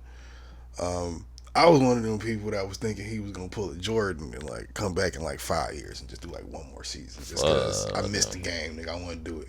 Fuck it, just to see that nigga just play one more game, like, bro. Even though your last one was, if you're gonna leave, that's how you leave the league. Like he dropped 60 in his last game. I don't think he was planning on coming back to try and do anything. Yeah, it would have kind of spoiled it, right? Yeah, like you kind of did everything you needed to do with that. Like Jordan did not score 50. Did not score. I don't think 30 or 25 in his last game. Like for a nigga to do 60. Man, I wanted to see what that nigga was gonna do, man. Rest in peace. Rest in peace, Kobe. Rest in peace to Pop Smoke too, man. Rest in peace, Pop Smoke, man. You see, you niggas thought the baby was crazy when he started trying to beat up hotel employees for posting where that nigga was at. This shit is real out here. I don't know why you motherfuckers think niggas be playing with niggas. Yeah, stop posting. This paranoia that black men have is real. It might not be as bad as we think it is. Posting your location. But then sometimes it is. Putting where your address is. There is haters and there is motherfucking, you know what I'm saying, trolls of every sort, even trolls with guns all over the motherfucking place lurking to try and take somebody the fuck out, bro. Just on some hating ass bullshit. Like, niggas on social media is not your friend. Bro. I don't care how much money you got and they call themselves fans, bro. Like, for real. Like, straight up. And it's unfortunate because that nigga was only 20 years old, bro. You know what I'm saying? Like, Meet the Woo 1 and 2 is hard as fuck. Like, you know what I'm saying? Like, I fuck with Pop Smoke. And that nigga, he was one of them people that had that voice where it was just like the voice would have took him far a long way enough. His voice he has a distinct voice where had it went far enough, it would have got to the point where you would just hear it and be like, oh yeah, that's Pop. Yeah, that's Pop. You know what I'm saying? It's like when you hear a Wayne song, you know the voice. Like, it sounds like nothing else. Yeah. Like you know the voice. Yeah, and that sound, you know what I'm saying, that Brooklyn drill shit, like he was really with that shit, bro. Like that, like he was really breaking that sound, like for real. Yeah, you know what I'm saying? Like, how ironic your fucking hit song is sitting the Addy and we pulling up in the song, and then send the Addy, we go slide. You accidentally sent the Addy and nigga slid. Yeah, accidentally though. That's fucked up. That's fuck, yeah. You know what I'm saying? Like when the story broke, I kind of almost felt like it had to be, you know what I'm saying, motherfuckers, like it had to be targeted. You know what I'm saying? Because it's like niggas was trying to say his brother did it at first. Yeah, it just seemed like it was targeted only because like no one reported like from any source that anything was taken. Right. You know what I'm saying? It's like if you gonna roll up on a motherfucker and it was like a home invasion and we just robbing them joint.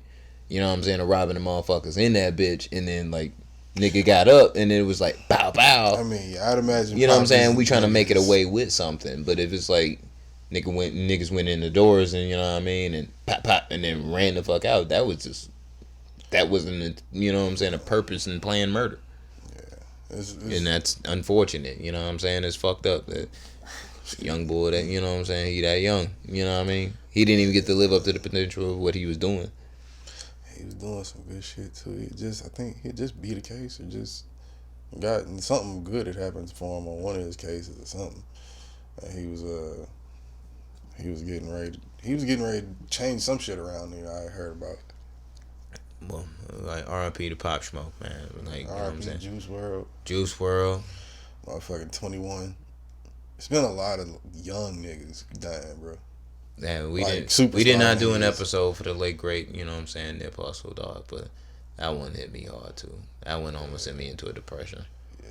Like that one hit hard. Nip one, that one hit hard. Yeah, I had never cried over a rapper before. Yeah. Yeah. Like I wasn't we was alive when Pac, it didn't really matter that much to us. Like, and I wasn't the biggest Nipsey Hussle fan, but I was a big enough fan to where that shit really hurt my feelings. Bro, that shit hurt my feelings. Like, fam.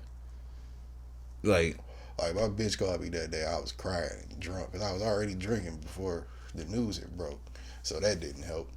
Motherfucking, she's like, "What is wrong with you?" I'm like, "Duh, she white. She don't listen to rap like that." So she listens to Fall Out Boy, which is fine. They do their thing. But, it's not Nip. Fall Out Boy got a couple hits. Yeah, when it hit me, I heard the whites think they trash these days though. Well, the whites think everything that came from that's older than 2010 is trash. Yeah, that's probably true. You know what I'm saying? Anything, like white people. First off, this is how disgusting you people are. Wow. Problematic. Like look here, man. I'm just keep this a being. Y'all have arguably one of the greatest rappers of all time on y'all squad, and for some reason, some way, somehow, y'all have decided to make that nigga uncool.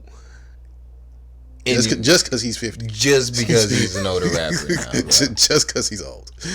Like, bro. And mind you, even though they don't like it, still out telling everybody. Look, man. By ridiculous numbers. I'm gonna keep this a being for you white people. You white people that is champion MGK over motherfucking Eminem, y'all sick and y'all need to go take a shower somewhere. Yeah, I remember the Kill Shot episode. Y'all niggas is dirty. Like, nastiness. Like, how can you admire Coulson and fucking G-Eazy over Eminem? I don't understand it, but you do you, but you dirty. Just letting you know that. I just want you to come to that within your soul and soul of heart of hearts that you a disgusting, dirty motherfucker, and you might need to take a shower, and you have no right to ever judge rap again in your life. Nigga, I'd feel better if niggas said Russ was dope as him. Like Russ is hard. Russ is hard. I fuck with Russ. Russ' album is pretty good. I've only heard two. I heard one song where it was him and Ross, the newest song that just came out. I heard that today. And I heard one of his other songs from a while ago. I still haven't listened to all probably, but I've seen like his interviews. I'm following him on Twitter and shit. He seemed like a cool ass nigga. I fuck with Russ. Excuse me. Shit. He seemed like a cool ass nigga, but for some reason, the whites hate him too. I think the whites hate him because he's accepted by a certain crowd of people that they're not.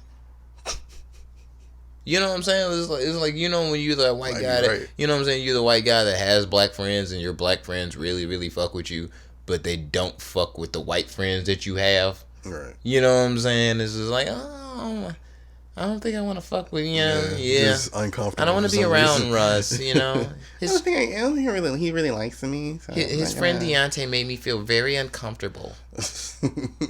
He just rolled weed there and looked at me and stared. He hissed one time like. It was either him or that thing in his pants. Looked like a gyro. I have no idea what the fuck it was. Nigga said a gyro. That's nasty. It is. It's disgusting.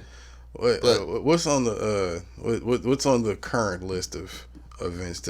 I didn't talk about what I've been doing the last year. You did not. What have you been doing in the last year? Just getting my dick sucked and trying to make some money. It sounds like a world full of STDs, sir. Thank you for that recap. Hey, I'm on antibiotics, okay? Hey, I was lying. Look, fam. So it's gonna be half of fucking Vegas after tonight, nigga. Like, there's definitely. I told you, bro. Niggas either going to jail, getting an STD, getting pregnant. Bro, like there was some bad bitches at that fight, bro. Old girl that was on the left side carrying Tyson Fury. Oh, bruh. Her stomach was crazy, nigga. Not to mention, just the neck up was cold. Like, she was cute as fuck, but the neck down. When they took off the mask and shit, I was like, oh, God. Jesus Christ. Like, man, like, look, fam, there's going to be all types, like, the clinic's going to be busy tomorrow and Monday. Like, straight up. Shit. You know what I'm saying? It's going to be mad itching going on. You can give me a clap. I take it. Oh, since we're in the same fucking, like, accord, I guess, with music. Rosenberg got fired from Def Jam. I mean, didn't we see that coming though? We did see that coming, but that nigga can't. You tried to cut him some bail at a certain point. You kind of was like, because I thought it might have been good for Def Jam. Because Def Jam's been in a fucking slump. Yeah, I saw what he was doing, and I'm like, yeah, this but I never was buying that pick because I'm just like, of all the other, why would you pick? Like Rosenberg has always had Eminem. You know what I'm saying? Been close to Eminem, 50 Cent. You know what I'm saying? When that broke, all that cool. You know what I'm saying? That's fine and dandy. You got one for sure. One for sure. We'll say 50 is a half. So, 1.5. You know what I'm saying? So, you got that. But you weren't the nigga that made everything pop and happen at, you know what I'm saying, Shady when Shady was at its dominance. You know what I'm saying? That's too many points going. I'm sure that whoever hired him, and then, you know what I'm saying, to be CEO and president of fucking Def Jam, and, you know what I'm saying, from the gate was maybe, you know what I'm saying? They kind of held that to an accord. Maybe he had so much to do with that when that regime was high and over regarded his position. But, you know, Khaled should have been in that spot. Fucking Pusha T could have been in that spot. Khaled wanted to be the fucking president of Def Jam. He wanted to deal with that bullshit. And they said probably should have. He's doing pretty good at Epic. Everything that nigga stands next to goes gold. At least. You know what I'm saying? At least go. At least go. You know what I'm saying? The shit that's the trash shit goes gold. Bruh. You know what I'm saying? We're not talking about wild thoughts and fucking, you know what I mean, we taking over. We talking about what's one of them trash joints on the last album he did, Father of a Side.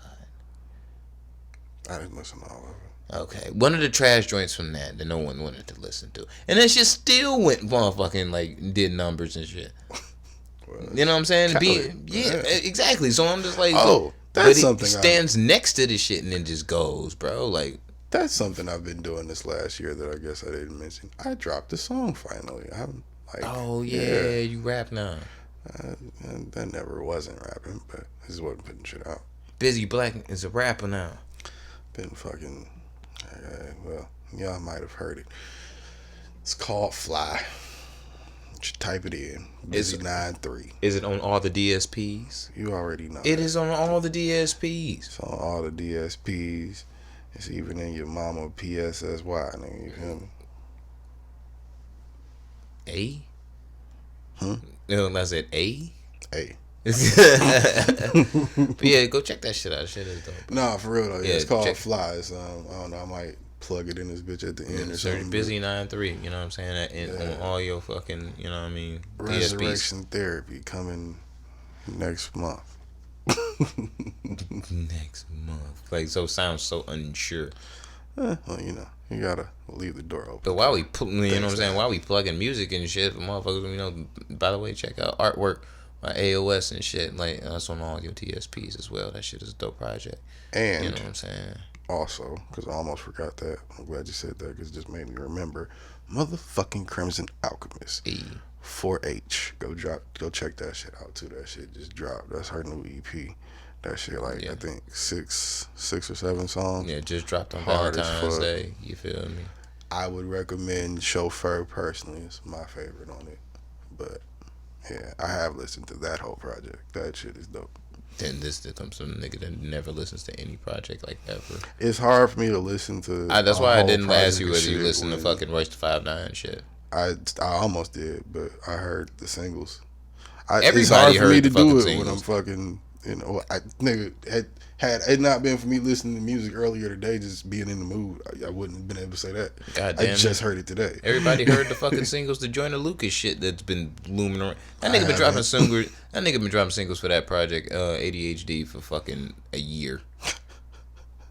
Speaking of projects being dropping on time or not, what's up, man? We got to put money on this. On what? You know what? On what? You know what? Oh, Jay Electronica shit? Yeah. That shit ain't coming, bro. That shit ain't coming, bro. Dog. Stop playing. 40 days, nigga. Stop. Or it should be, 37 now. 36 now. It's not coming, bro. Maybe not, man. Not Maybe. coming, bro. Maybe. Look, fam. That's like April 15th or something. Jay Electronica's untitled whatever it's supposed to be album. Not actually. No, now No, like April now we 3rd. actually now we have a title for it. You call it 40 Days and 40 Nights. So What if he dropped that shit on April Fool's? he not gonna drop this bitch. Period. I don't understand you niggas. First off, I love Jay. But it's like, Jay, I don't understand you, nigga. Because it's like you keep buying into the shit that this nigga gonna drop an album. Guess what? It's not gonna happen. Bruh. This is not front fam. He, like, watch. Some way, somehow, everybody that works in Rock Nation that's supposed to just, like, their job is just to put up the album and shit the day it's supposed to come out is gonna get coronavirus. And it's not gonna fucking come out. Like, watch, bro. It's gonna be... Don't deny the power of Allah. Look, Allah don't want Jay Electronica to fucking have an album, so I'm like, so I'm kind of. I think Jay Electronica would beg to differ. Jay Electronica don't even want to do an album, nigga. Like SZA wants to do an album before Jay Electronica wants to do another. Maybe like do his first one. Yeah, just like I don't think we get another Rihanna album. I think she trolling like a motherfucker. I think we're gonna get another one. I think we only gonna get like one more though. I think we're gonna get one more, and that shit she gonna fucking surf on that bitch for another 6 years, and then like that's gonna be the last one. That's what I'm saying, because I think it's done. It's just she just don't want to do it yet. Yeah. She one of them people where it's just be like, nah, I don't feel like it. Look, I don't want to go do all of that right now. Like, if I can just look at, you know what I'm saying, Riri for the like better part of the rest of my life, I'm just cool with that. Like I don't need no more. Like, you know what I'm saying? As long as she's still confidently posting up half naked pictures of her and her Fenty shit on Instagram, I'm good. Fuck all that. I'm gonna do whatever it takes to be able to wake up next to that woman every morning. I don't care what it takes. Like, well, good for you. I'm married now, so and all.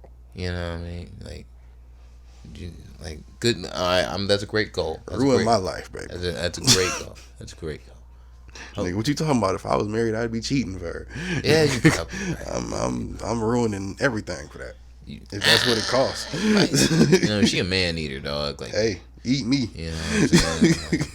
Like, you ain't got your finances in order, nigga. You know what I mean? Even better. That doesn't look like that divorce. I'm way more easy to manipulate. That divorce might cost a nigga. She ain't gonna marry me without a prenup. So we just not gonna break up. I'm doing everything right. For a nigga to cheat on his wife for Rihanna? That's what you meant if I was marrying her. I'm talking about if your finances aren't in order and you cheat on your wife for Rihanna and shit, you know damn. First off, I can look at any motherfucker on this planet. I don't give a fuck who you are. It's like, yo, Rihanna gonna break up with your dumb ass. Like, that's kind of just like a thing. So it's kind of, yeah, fam. It might not last long. So just make sure that you can take the divorce hit. Like, just know. If you can take that on the chin, fuck it. Do you? Even if you can't, nigga, chances make champions. I'm fucking doing what I gotta do, son. I feel you. Ain't no questions, nigga. I got a kid. My kid would like hate me forever. Hey, sometimes you gotta have a little trauma in your life. This is why you a disgusting motherfucker. Yep. Yep. What's your point, sir? Hey man, at least you know I'm not here to judge. I'm just me. I'm trying to fucking just get me a Bentley coupe and a bag of weed and Rihanna. That would be. I'm Jose Ortega. I smoke weed. Ariana Grande as a backup. And I do a podcast. That's fucked up. I always say that, but you know. Ariana Grande would fucking kill you. I'm willing to take that gamble. Can't hold you up. I'm willing to take that gamble. Look, fam. I'm not showing up there. If you let Ariana Grande murder you, I'm not showing up to your funeral. Like, you have fun with that. I'm gonna keep it. No, I died peacefully. You didn't. You didn't, nigga. You died like Mac Miller and Pete Davidson were trying to kill himself. Would you stop saying that about my baby? She did not kill him. She killed Mac. She did not kill that man. She killed him. No, she didn't. Hey. I hate to say it, but Mac killed Mac. No, she killed Mac, and she was about to kill Pete. Did his emotions connected to her have something to do with it? Probably. But Coulson saved Pete. Coulson saved Pete. Because outside of that, Pete would be dead as fuck too. Let's be real. That's like saying if I had to kill myself over that midget, would you have blamed her for killing me? That's kind of retarded. No, I would have blamed you and her. So then you should blame Mac and then Ariana too. I blame Mac for having too much drugs and having too good of a time. I blame her for the fact that it's like you should have been there and not been a piece of shit cunt nugget and should have been telling that nigga you having too much of a good time. You watch your whore mouth. She is a cunt nugget. You watch your fucking whore mouth. She is a cunt nugget. Like she gonna have to get over that shit. First off, I don't give a fuck about you celebrities and your feelings. I'm gonna just keep it real. Hey, you're like I'm gonna keep that straight buck. I don't give a fuck about her, you know what I'm saying? Her feelings. She's a murderous cunt nugget. And I don't give a fuck about Kehlani's feelings because she is just way too motherfucking. Oh yeah, what happened with her? He was trying to tell me about that. Oh well. What happened with her? Well, like you know what I'm saying? Her, her and YG was, you know what I'm saying, fucking and then not fucking and then they start fucking again. That's right? not healthy. I'm just saying YG been in a bad place for a minute. Like visibly. Yeah. Clearly. So yeah, they was fucking. He cheated on her. They stopped fucking, and then they linked back up All-Star Weekend, and then they released a song together and shit. That was a single for her album. I'm pretty sure. Yeah, it was her album. And yeah, after they linked back up, and then repeat. They broke up. Like I guess she cheated. No, he cheated on that bitch again. And then she released another track, and she was going in. And then Joe Budden and them stepped in like the podcast heroes that they are, and really they would, they crack jokes. You know what I'm saying? They was cracking jokes over the relationship, this, that, and the other, the song, and how mad she was for real. They just making their jokes. They cutting it up. You know what I'm saying? And yeah, her and her emotional ass, overly, you know what I'm saying, like anxiety prone fan base, including her, started just going. Hey, you leave my future ex-wives alone. Look, fam, motherfucker. I don't even want to be in a room with that bitch. And I'm gonna keep that up and being with you just because it's like I feel like her vibe is just so negative because I was just about to say I feel like me and Kehlani would have a very toxic relationship. Yeah, I feel like her vibe is just negative. Like, and I feel like her vibe is really only negative because she doesn't like accept or appreciate the positive. That's what I grasp from her. It's like when positive shit really happens, when people say like, "Oh yeah, I love you, Kehlani. I want to show you," you know what I'm saying, showing their appreciation for it. It's kind of like it go on a deaf ear. But when as soon as you want to make a joke about, you know what I'm saying, her relationship that seemed toxic anyway, and the relation, you know what I'm saying, and the fact that you made music acknowledging how toxic it was, and you just making your ha-has and he-he's about it, you want to get emotional. In Kehlani's defense, though, she's always been the person that was dealing with depression in some way or trying to kill herself or something. So people like that usually don't do a good job with taking compliments. Look, I don't give this is why I don't give a fuck. This is why I don't give a fuck.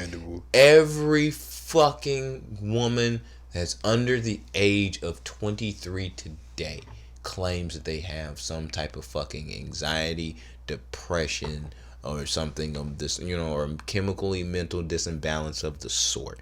And that might be fact. But, my nigga, come on. Come on. Bruh. Like, nah, fam. Like I said, bro, it's YG, man. My nigga ain't been in the best of spaces lately.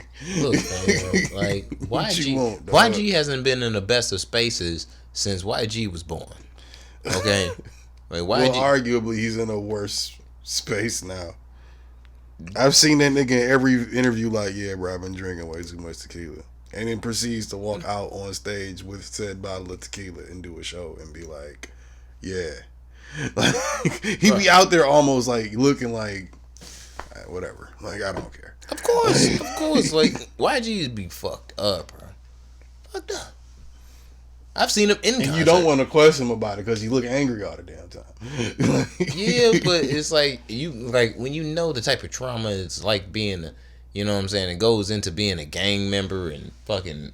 Yeah, it's understandable. Yeah, in Compton, it's kind of like, all right, for sure. I understand why you mad all the time. You feel me? Like I get it. I get it. You know what I mean? Like I feel you.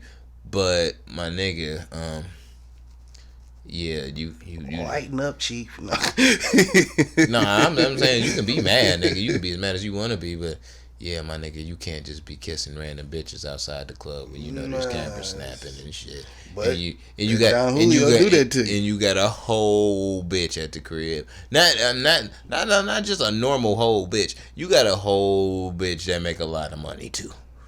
That a lot of people know. Yeah, like I said, that Don Julio do that to you. Yeah, that's why you shouldn't listen to Don Julio or Jose. It's not really about listening to them. It's more so about not listening to them. Nah, just don't listen. Like, look, that's fam. The same Look, look, fam. I don't need, like, sometimes it ain't even about, yo, you should quit drinking and get your life together. Maybe just stop drinking tequila. True. That might just be the solving solution. Don't know if Hennessy would help you. Like my drunk spasms have gone down as exponential, like 300%. Why? Because I stopped drinking vodka. Because I stopped that shit. Just doesn't do it for you. Yeah, it's like, yo, not doing this no more.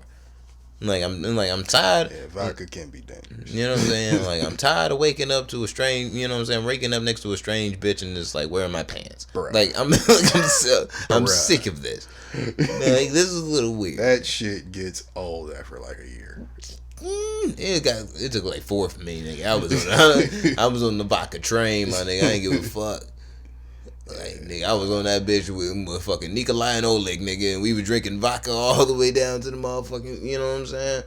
Nigga, between Tito's and Extra Smooth. Nigga, you should, first off, terrible stop decisions. drinking Tito's.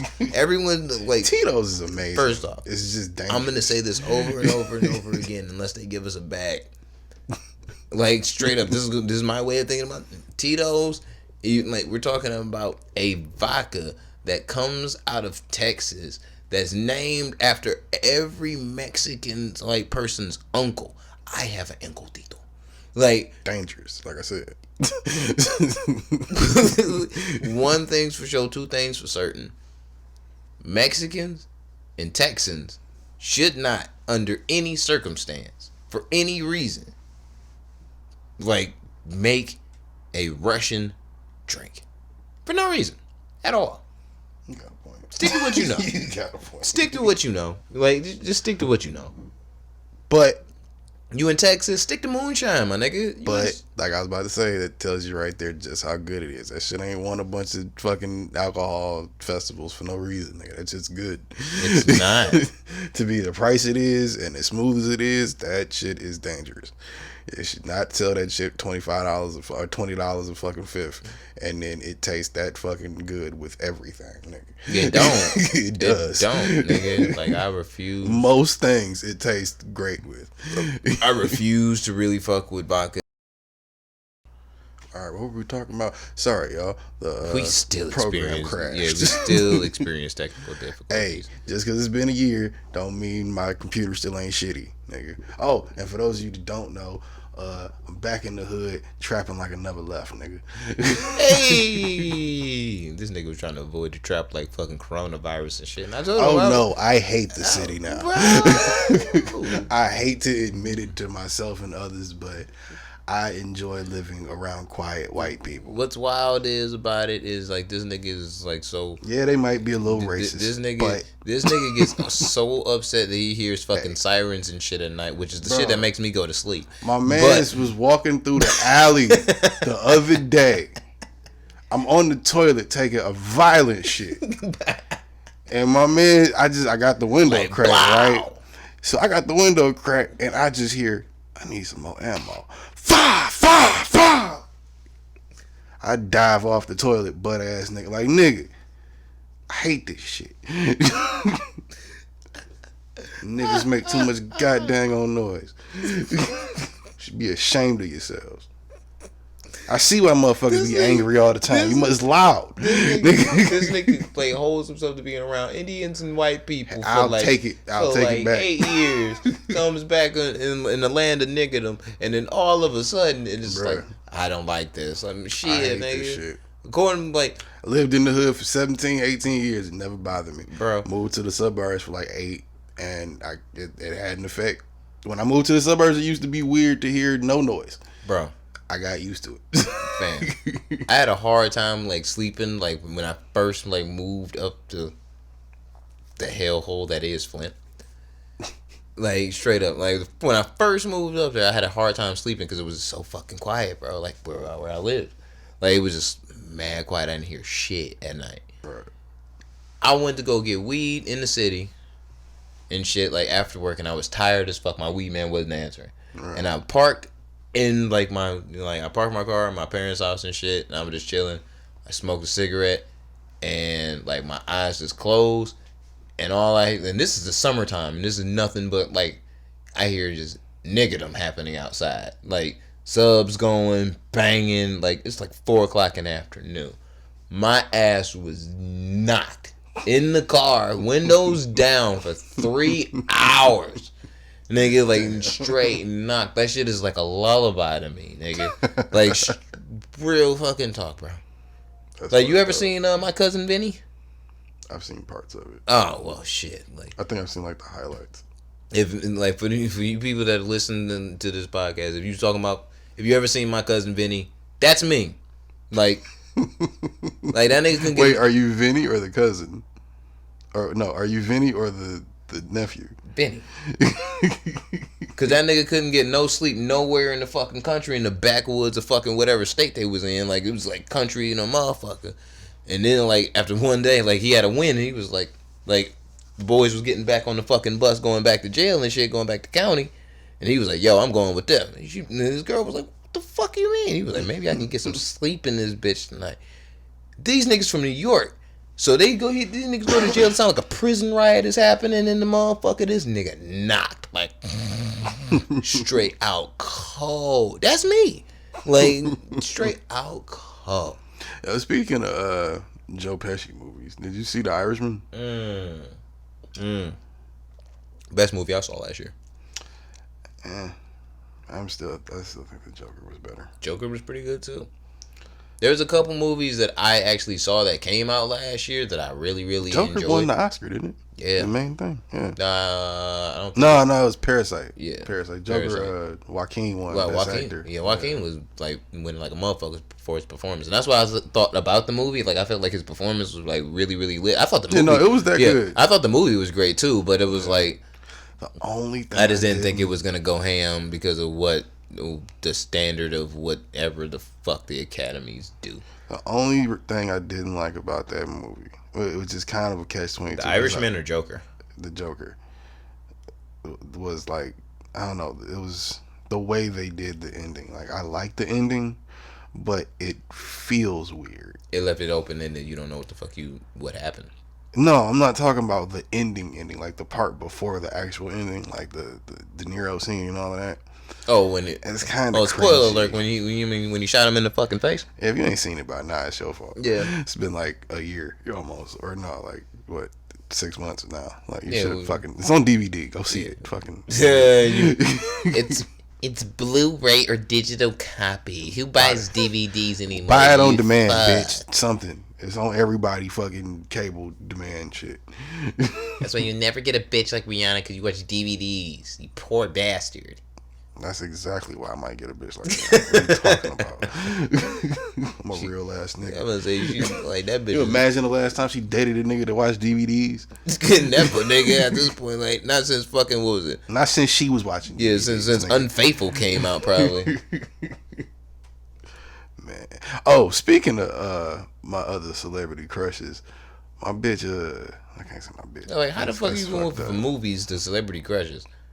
Back to celebrity crushes. It's because you said Rihanna just made me think. Nigga, stop thinking. Shout out to my baby. That bitch look weird, bro. I love it. That bitch look weird. That's my type of white. But you know what? She look like the white bitches that you've been fucking in the past 2 years. You said what? She looked like the white bitches that you've been fucking in the past 2 years. So it's like, I understand. Probably explains why. But nigga, she is. It's something. I don't know if it's the eyes or if it's just the personality, but it's something there that I really like. I think it's chlamydia, but I don't have that type of relationship with chlamydia. She low key does look like the girl that has chlamydia, but you just like, you know what? I think she does, but like I saw some pills in the drawer. You know what I'm saying? That looked foreign, but it's like, I don't know. You're like, yeah, like nigga, I know. Look, bro, I know. Just like Rihanna, she'll burn you. Just like Rihanna, I'll take it. If I get a little chlamydia just to live my dream, I'll do it. If I gotta keep catching it, I'll do it. You gonna end up becoming a nigga that ends up like going to the clinic so much, nigga, that they know you by name. You don't want to be that nigga. You don't. They don't even want to have you fill out paperwork no more. They're just like, oh, you're back. Okay. Yeah, it's going to back. Crazy weekend again, huh? Going to back. You know. Be like this sometimes. Same room. Sucio boy, nigga, what's good? Dr. Halakaban will be back there in no time. Just give me the shot, man. Come on. Yeah, you get to the point where you gotta start getting shots in your dick. Yeah. You gotta start strapping up again. But yeah, if I hit Billie Eilish, bro, I can't. I'm not wearing no fucking condom. I don't see. What? First off, she swept up at the Grammys. Congratulations for her. Well, that's what I was getting at. But yeah, I don't see anything special about her music. About her no, the music is it's mainstream pop music. I'm gonna keep it a bean. Like it's not like it's been a legit couple years, and something happened in the pop music industry that really had me like, oh, yeah. Like, okay.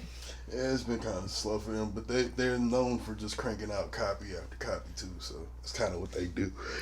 Well, that's the thing that's kind of like trash about pop music is that once the motherfucker that was the dopest motherfucker in the regime loses their regime or just kind of stops doing the shit or gets old, then they just try to do the same exact thing with the next younger person, and it's kind of like, really? You're exactly right. I didn't realize how much white people thought Katy Perry fell off these days. Bro, she did fall off though. She did. She fell off hella. I don't know. See, when white people get to dancing, it just doesn't work out. This is what's gonna sound wild. When I was younger, and this is not even that many years ago, this is like literally like 6-7 years ago. When I was younger, nigga, Katy Perry and Kesha came on, nigga. The white people went fucking nuts. I was never as big of a Kesha fan, but Katy Perry always had I fuck with Kesha. Like, she looked like I fuck with her. She got a couple records. She had, like, she looked like she didn't take a shower, but it was like, okay, bro. Like, oh, that's an update right there from some shit we talked about on an earlier episode. You see, Kesha lost that case against Luke. No. Like, she lost the rape case and all of that shit, and the masters. She lost all of that shit. She got to pay Luke now. That's how hard she lost. Why? Oh, court fees. But why? Because she was suing him because she accused him of raping her, and she accused him of trying to steal all her masters or some shit. Because she was on Lupe? No, Luke. Oh, Uncle Luke. 2 Live Crew. Okay. I'm like, huh? No. But he was on her. She was on his label, and she was trying to leave, and I guess they got into an argument about taking the masters and shit. And he's like, I'm not giving those back. I'm not giving those to you. It's my shit. No. And she's like, no, I want to leave. I want my shit. Nigga. And he's like, buy it. And she's like, no. So she tried to sue him for it. TikTok could still come on at the Aeropostale store and still have these motherfuckers going up lit. True. You know what I'm saying? I'm not coming up off those masters neither. And you know what? Billie Eilish is kind of like a version of that type of Kesha pop music. But that record, she's one of them little white girls that just ended up writing a little bop. That bad guy, man, is, and then her brother produces everything, and he been doing music for a minute. Her older brother, so they just got like a little thing going. She over there just cutting records, bro. Look, and all of them ain't great, but the ones she got, I see why they hit. I'm too old for that shit. I'm too old for that Old Town Road shit. I'm too old for a lot of shit. I'm not fucking with it. I'm too old for it. I'm too old. I think he. You can call me washed if you want to, but I'm just too old for that shit. We've been washed, but yeah, but I'm like legit like too old for that shit. Like I don't know. I still haven't listened to like a whole project from the nigga. But I heard, speaking of too old for that shit, and these motherfuckers don't understand, because the Grammys, that nigga was wearing a fucking like pink jumpsuit and everything like that. That jacket was hard. No, it was not. The pants was a bit much. No, the jacket was hard. No, it was not. The jacket was hard. No, it was not. No, it was not. They are trying to strip the masculinity out He's gay. What do you mean? They're trying to strip the masculinity out of the man, out of the black man, to make us sissies, so we cannot, so we can not be empowered. But if said black man is already a sissy, so to speak, they trying to sissify the youth. That's all Boosie was trying to talk. Sissies write songs like that, you gotta acknowledge them. That's all Boosie. That's all Boosie was trying to talk about when he was talking about D Wade's kid. That's all the fuck he's trying to say. You can't cut his dick off, dog. You can't cut his dick off, dog. Look, come on, dog. Look, fam, all these people trying to murder fucking Boosie, bro. Like, look, fam, Boosie from the South, like not from the South, from the South. Like he's with an F, nigga. Like I don't even know how to spell South. Like I just know it's not SOUF. Like it's a different way to spell South. It's like SAOUF. There's an H in there too. I'm pretty sure. Like, H, HF. Yeah, South. No, there's definitely an H in there. But like Boosie from the South, he don't come from the land of like, yo, we gon', you know what I'm saying, we cool with chopping our kid's dick off because he want to be a girl, dog. Like, he come from that area where, like, nah, we gonna beat the gay out of you. Like, that's where he comes from, bro. Like, we can't be murdering Boosie for that shit, bro. We can't be running Boosie outside, out of fucking Planet Fitness and not letting him work out, bro. Can we get to the real issue at hand here, so to speak? You gotta stop passing me these little ass tips. Matter of fact, let me get just about 2 more off you. But you got, nigga, why did this man even tell everybody that shit? That's the real problem. Why did D Wade? Yes, why did Dwayne Wade decide to go on fucking Ellen's fucking show? And all the shit he could talk about. He could talk about Gabby's beef with Terry. He could talk about Kobe dying. He could have talked about anything else. He decided to volunteer this information because he trying to be super dad now, and everyone and their moms know. If you tried to be super clout chaser, if you follow Gabrielle Union or if you follow D Wade, which I get it, they're progressive. Like, I follow D Wade. I follow D Wade. My wife follows Gabrielle Union.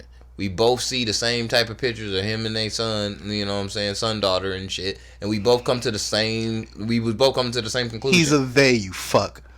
Whatever, I don't care. Like straight up, she's a they. We came to the same. Me and my wife came to the same conclusion. That boy ain't normal. Ain't a boy for real. You know what I'm saying? And it's like you can fucking tell. I was talking with somebody about that. You know what I'm saying? It's like boy acts. So maybe you've seen it because you follow him. You've seen maybe something. I don't know. Like, here's the thing. Like, I've been around gay people, lesbians, homosexuals. Not like I understand it. I've never been around someone for a long period of time that was a transgender person. So I don't know when the transition of thought happens or what the fuck ever. But this kid been dressing up like a chick for a minute, and I don't know whether it's just because D Wade and Gabrielle are cool with it, you know what I'm saying, all the way, or whether they understood it out the gate, or whether it was just like, yo, nigga, I don't feel like I'm a boy. I feel like I'm a girl for real. I don't know where. I'm not really that interested because it's so far above my head that it's just like it doesn't process right. I was thinking as ridiculous as I think it was that he volunteered that information, I think there is something to say about. Well, first off, I think it's stupid that motherfuckers comment on anybody's kids. T.I. kids while he checking Deja pussy, motherfucking Dwayne Wade's kids. You should be talking about, but it doesn't fucking matter, nigga. It's not your fucking house. But if you're gonna volunteer this information unprompted, there is something to be said about when we were all little kids, and those of us that are straight saw kids that was like what seemed to be what we know is gay, and then they grow up to be gay.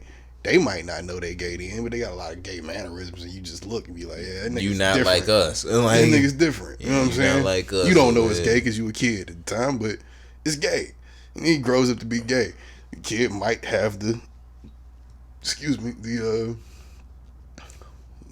mental capacity to understand that, nigga, yeah, I like that, or I feel that way, and they know they different. Like, don't nobody act like they know that they don't act like the straight dude, because the straight dudes usually tell them. Like, motherfuckers get bullied or whatever because they act like little girls, or they always hang with some little girls or something. You see a or gay they just some kid, bitches. but either way, you see a kid act like that, and you go like, he probably gonna be gay when he get older. I don't know how this kid acts, so maybe. I'm not saying he's wrong. I'm saying he's 12. I'm judging. He probably maybe don't know. Like, he might be. He might. Who the fuck knows? Look, I'm gonna give a fuck. I just honestly think it's just something that's never. Tell everybody. Like, I think it's eventually gonna come out anyway, just because like your mom is Gabrielle Union, your dad is D Wade. Bro, you're 12, and right? If it come out when you're 18, that's and one you live thing. In Miami, I think that's gonna be a thing that's gonna be there anyway. When he's an adult or she's an adult, that's fine. For D Wade to just go on Ellen and say that shit, it's kind of, it looked like you just clout chasing. That's what it came off like to me. Looked like the nigga was just clout chasing, just trying to say, oh yeah, and by the way, we're super progressive, and you would not believe, my son is a little girl, and I am so proud of him. And then everybody's like, oh, that's so sweet. Look, it's a strong black man. He's standing behind it. Yeah, great. He's supposed to fucking love the kid regardless. It's not a fucking, why did he have to tell us that? 100%. Ellen didn't say shit about that. I do agree with that, because it's like, I as a parent and shit, like, I love my daughter no matter what. I wouldn't give a fuck if she was a lesbian or what the fuck ever.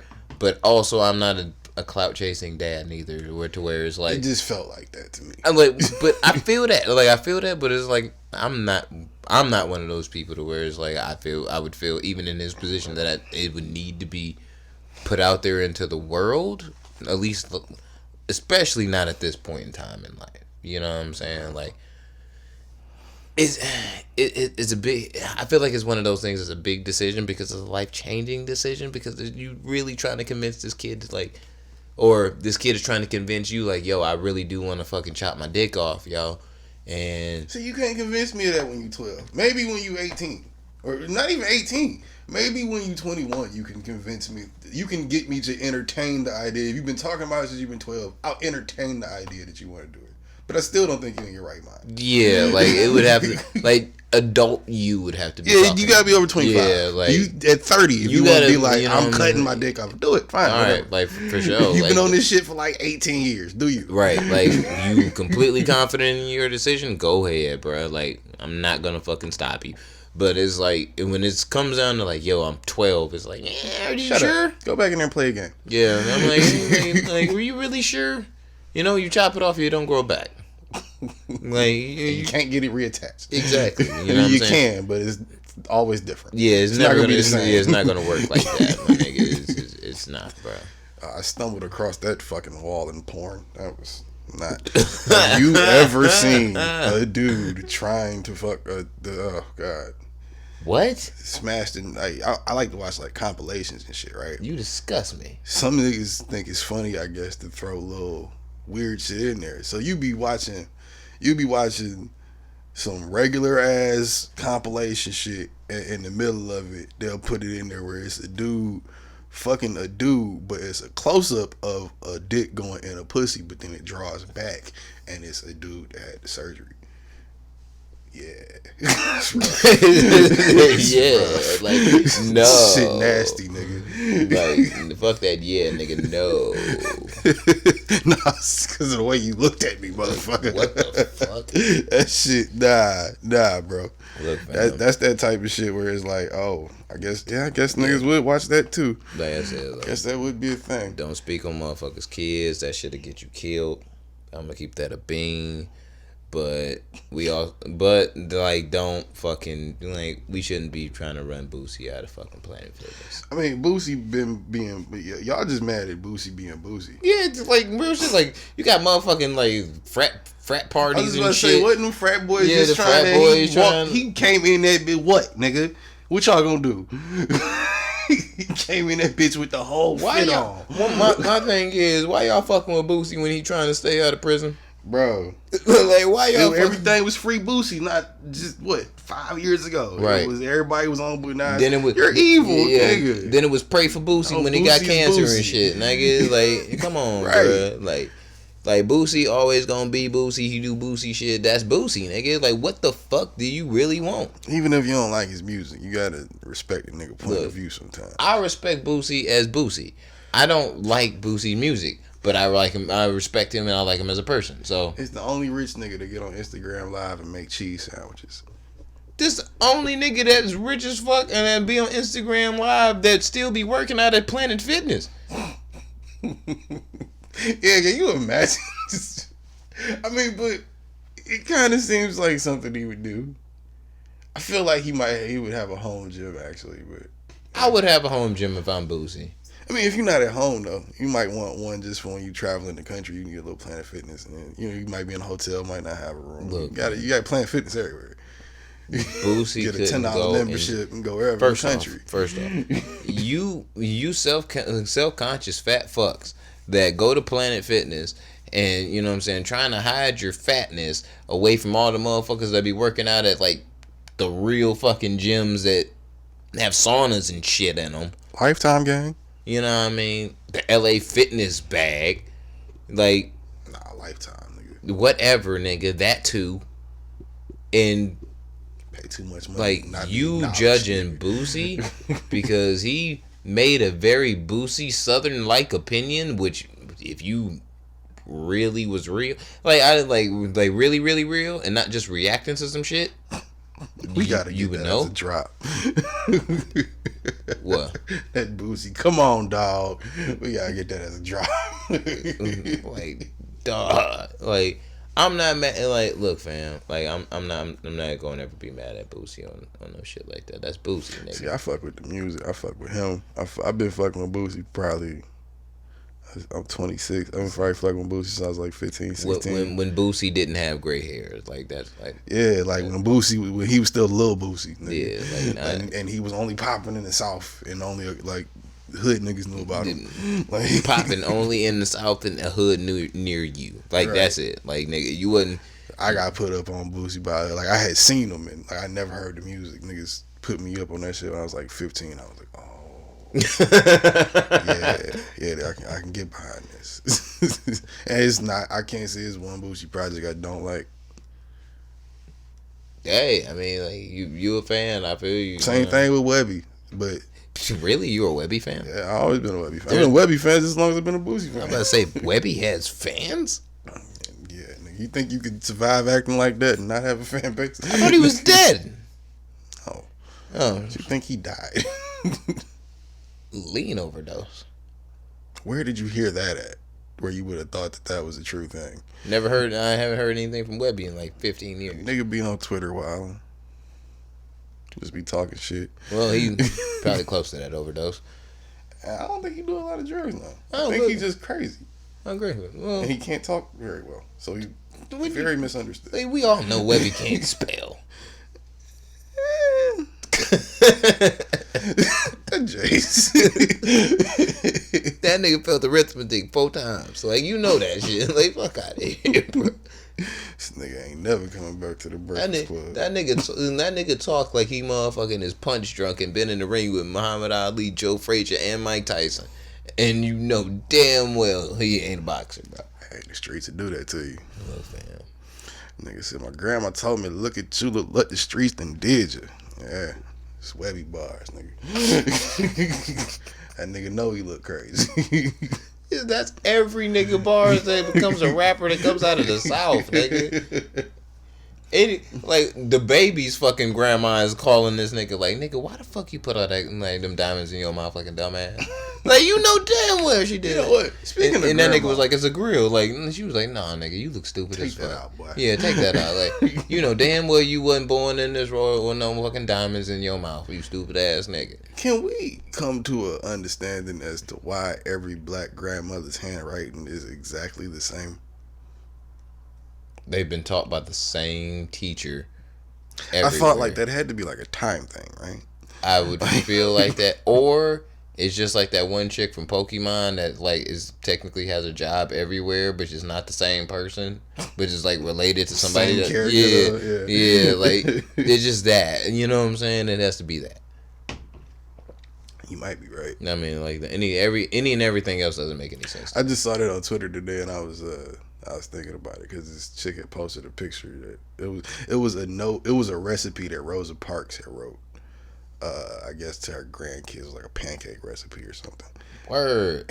Rosa Parks pancakes. Yeah, it's on Twitter. I took a snapshot. It was like called Featherlight pancakes or something. She called them. But anyway, I'm gonna make them bitches one day. But she left it to her grandkids or something, and somebody found it and posted it on Twitter, and everybody was like, "Damn, like my grandma write like that. My grandma write like that." And then niggas started posting like notes and like letters that their grandma had wrote them, and shit looks identical. I'm looking at it like both my grandparents wrote like that. What the fuck? Like, what is that about? But then yeah, it's like maybe that's just the way they taught them to write back then. I'm gonna keep it a bean. I think only out of my grandparents, I think only my grandmothers knew how to read or write, and I'm pretty sure my grandfathers didn't. Like I don't know. I know my abuelo, he didn't know how to read or write. Like he knew how to sign his name, but like he couldn't do important shit. Yeah, like but if you put a contract in front of him and couldn't tell you what's on. Nah, but he knew where that line was, where the X was, and where he knew what signature meant. Nigga, like that's all the fuck he knew. That's not good. Nah, it wasn't good. That's not good. It's not good, nigga. Like straight up. But my grandparents like passed on like my last set of grandparents like in their 70s, but I was like 5. You know what I'm saying? So they was like old as fuck already. You know what I'm saying? Like that was the 90s. You know what I'm saying? They was like in, I think my brother was born in like 1912. Damn. Nickel. So yeah. My granddad was born in 23. I think my grandma was born in like 35. And they both had like the same type of handwriting. Yeah, my grandparents. Well, my grandfathers couldn't write or read. You know. Nigga shit. When you seen both wars happen, like both when you were alive for both world wars, and you were a nigga here, a Mexican here, nah, you don't know how to read or write, my nigga. I'm gonna keep it a beat with you. I remember my granddad used to tell me shit about that, like this about watching his dad go to like World War I and watching him come back and how he was fucked up off it, and then he had to go to World War II when he was of age. That shit was crazy, bro. You gotta think war then was way more fucked up, like way more fucked up, way more personal. It's way more fucked up and personal, nigga. Yeah. I thought about that too. Like, nigga, you think about back in the day, like especially like the Revolutionary War, Civil War, shit like that.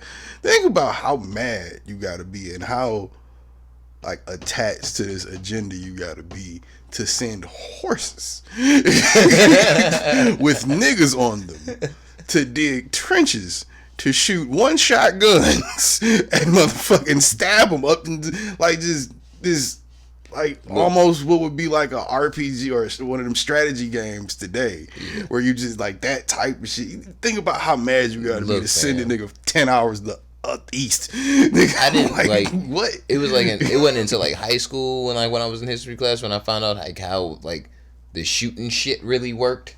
You know what I'm saying? Like these, because I'm just like, wait, so y'all niggas is gonna stand on one side of the field, we gonna stand on one side of the field, and we gonna shoot at each other, and we just gonna hope. I'm going home. Fuck y'all. Like, we gonna hope we good. I'm like, wait, how's that work? And he was like, no, because like you can only fire a gun one time and shit. It's like once you fire your shit, Yeah, once you fire your shit, then like you get behind them up, like you fall back, and the niggas that was behind you move forward, and then they go shoot while you reload. What if all of them get shot? And I'm like, didn't that fuck up the rotation? I'm like, yo, like nigga, what was it? Gettysburg I was watching. It was like some movie that my dad made me watch. You know what I'm saying? I think it was Gettysburg about Civil War shit. Right. And I saw that for the first time. I was like, y'all niggas is falling. The fuck is wrong with y'all? Because it was like both sides like put up their rifles and shit. You saw the first line, you know what I'm saying? Like shoot at each other. You just see niggas just drop on both sides, nigga. And then the next set of niggas came up. I'm like, nah, fuck that. Bro. Like, nah, I'm good, fam. First off, I'm not gonna be that stupid, let alone be that mad to the point to where I'm gonna be directly across and be okay with you shooting at me and me shooting at you one time, and then. Yeah, like I'm not gonna be that mad. I'm sorry, I can't be that mad. I mean, I guess the logical answer would be because it's money involved, so it's like you kind of gotta do that. But I don't know. That's different. Oh, the sexual offenders are getting off. Motherfucking Trumpito, motherfucking got impeached and nothing happened. And Weinstein think he slick trying to walk in the court with a walker and shit. Acting like some other motherfuckers been saying it, because when I seen the walker, I was like, what? That's what I said. Like what? You think you acting for real, ain't you? Bro. You think you sleep. Wasn't you just walking out of court 3 months ago with your chest out like, bitch, what's up, nigga? Now you in there coughing with fucking walking, nigga? Please. I swear on my mama life, nasty ass bro. Out of here. I swear on my mom's life. If I was the judge, I would have pulled both motherfucking counselors in, like from both sides, and be like, yo, come on. If you don't get that like, yo, if you don't tell your mans to get rid of that fucking walker and quit this bullshit right the fuck now, I'm gonna send his ass. I'm gonna cut all this shit in half, and we're gonna send this dumb ass nigga to prison right now, because this is bullshit. I'm gonna hold you just for attempting to do this. Like this, shit. I'm like, you know the way this look, right? You do know, like, you do know, right? Like, bro. Whatever happened to season 2 of Surviving R. Kelly? I saw a promo for it, and then I don't think it came out. Like, I felt like I don't know. I didn't see a reaction about it, so maybe I just wasn't on social media. I have not a fucking clue. I like at this point. I saw the promo. At this point, like, for me, I just didn't feel comfortable with the shit, because I'm just like, nigga, I sat through all 5 episodes last time. I only got through 4, and I was like, I quit. Like I quit. I'm like, I get it. He's nasty. And then they hit. That's the other thing with him. They just hit him with like 4 more cases. 2 in Chicago and 2 in New York. No, it was 1 in Minnesota and 2 in Chicago. Like that shit. New York. That nigga he's gonna end up killing himself. I'm putting my money on it now. He's gonna end up killing himself. Oh, so it did happen. I guess it just came and went. Oh. It said it premiered January 2nd, 2020. That's what I thought. I kept seeing promotions for it, but then when it dropped, I didn't hear no outrage or no, oh my God, can you believe he? I guess everybody over it. Look, fam, like, we already know what's happening to that nigga. They just, like, they're going to continue to try and nail that nigga to the wall, but it's like... That's why I said he gonna kill himself, bro. Either before the sentencing or after the sentencing. I think that nigga's too much of a sick fuck to try and kill himself. Like, he's a sad fuck, too, though. It's like... He's a genuinely sad fuck. I haven't seen somebody go down this bad since Pablo Escobar. Like, and I wasn't even there for that. Doper than this. Nah, nigga. Like, when I'm talking about, like, nigga, you was at the height of your heights, and then, like, you made a couple fuck ups, or somebody figured out some shit, and then everything fell down. Like, all the cards fell. I think they said in New York they trying to go back and they trying to prosecute him for getting false identification for him and Aaliyah, bro. Like, they not playing with this nigga no more. Like, they going back to the Aaliyah. They wasn't playing like, at all anyway, bro. I know, but like, the fact you went and dug that shit up, like when they went to go get his ass last year, like, and they really went to go get his ass, I was like, yo, this is it. This is done. There's no more after this. Like, and I kind of knew during that Gayle King interview, like, this is the last hurrah.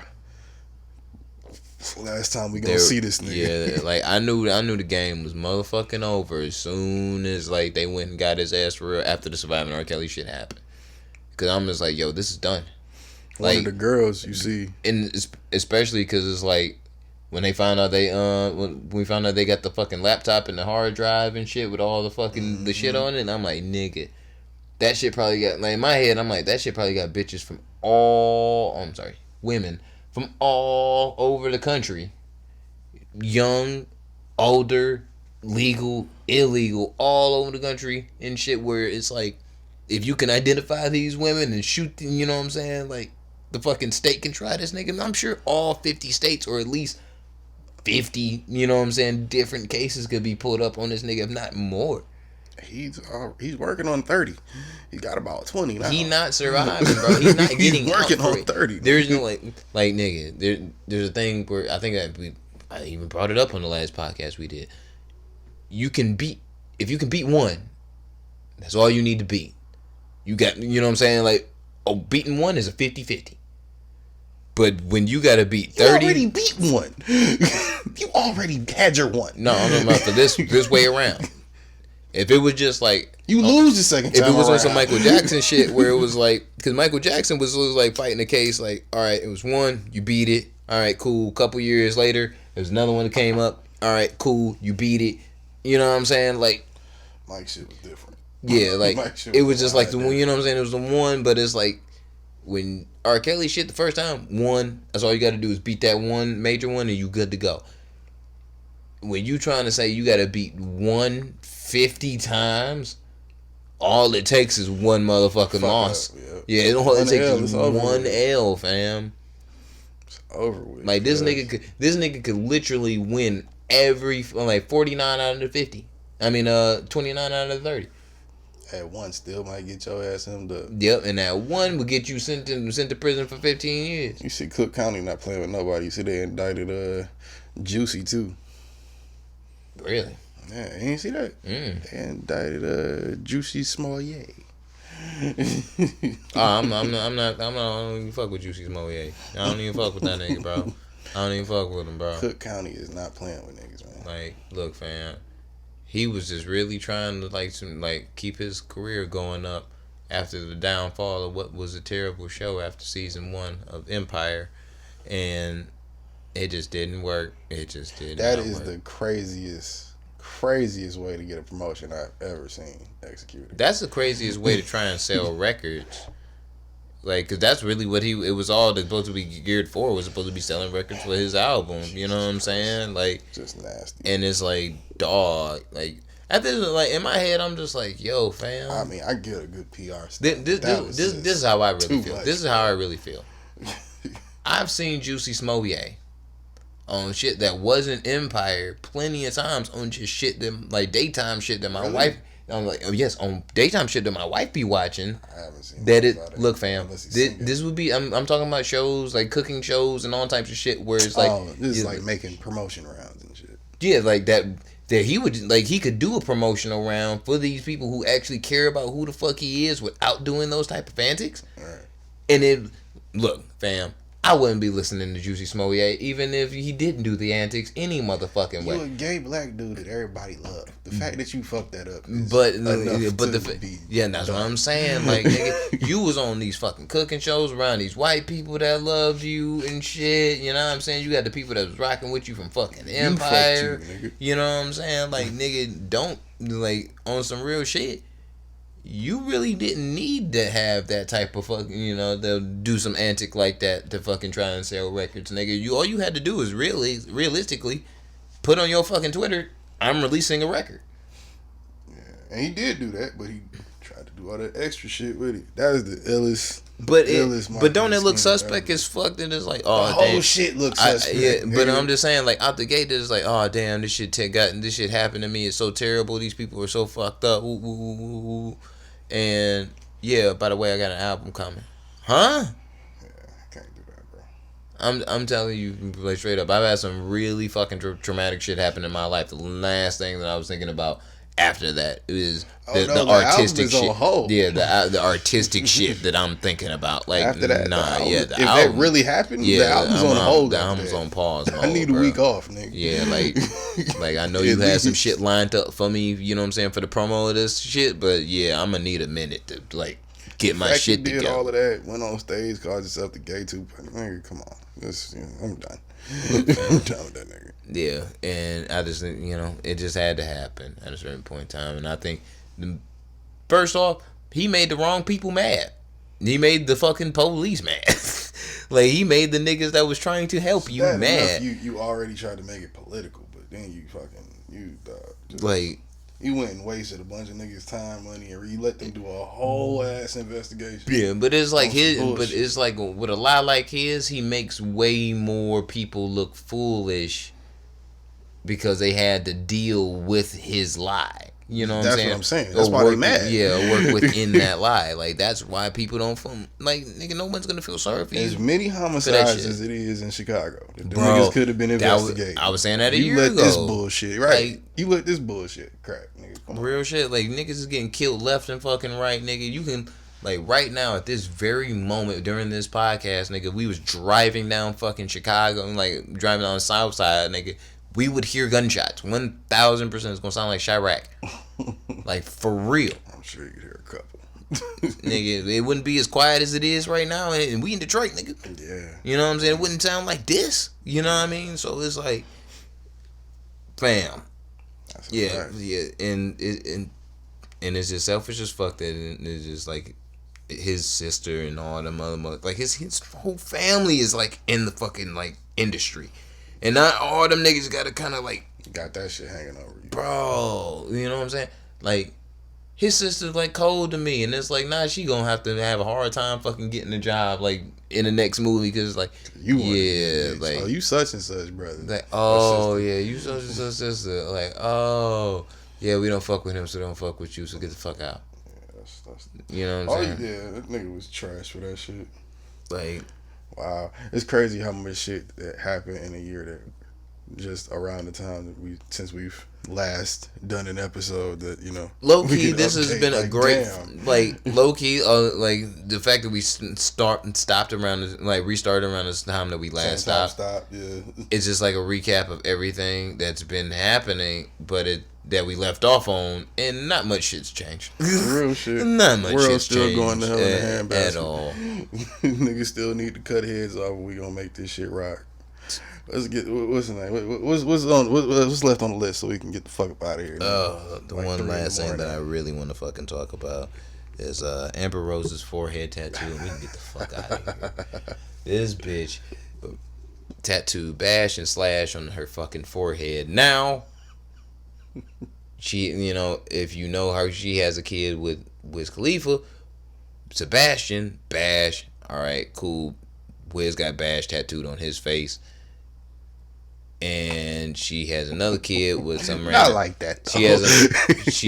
I like that. Yeah, but she has another kid with some nigga that looks like. He looks like Lil House Phone's gay brother, like little cordless.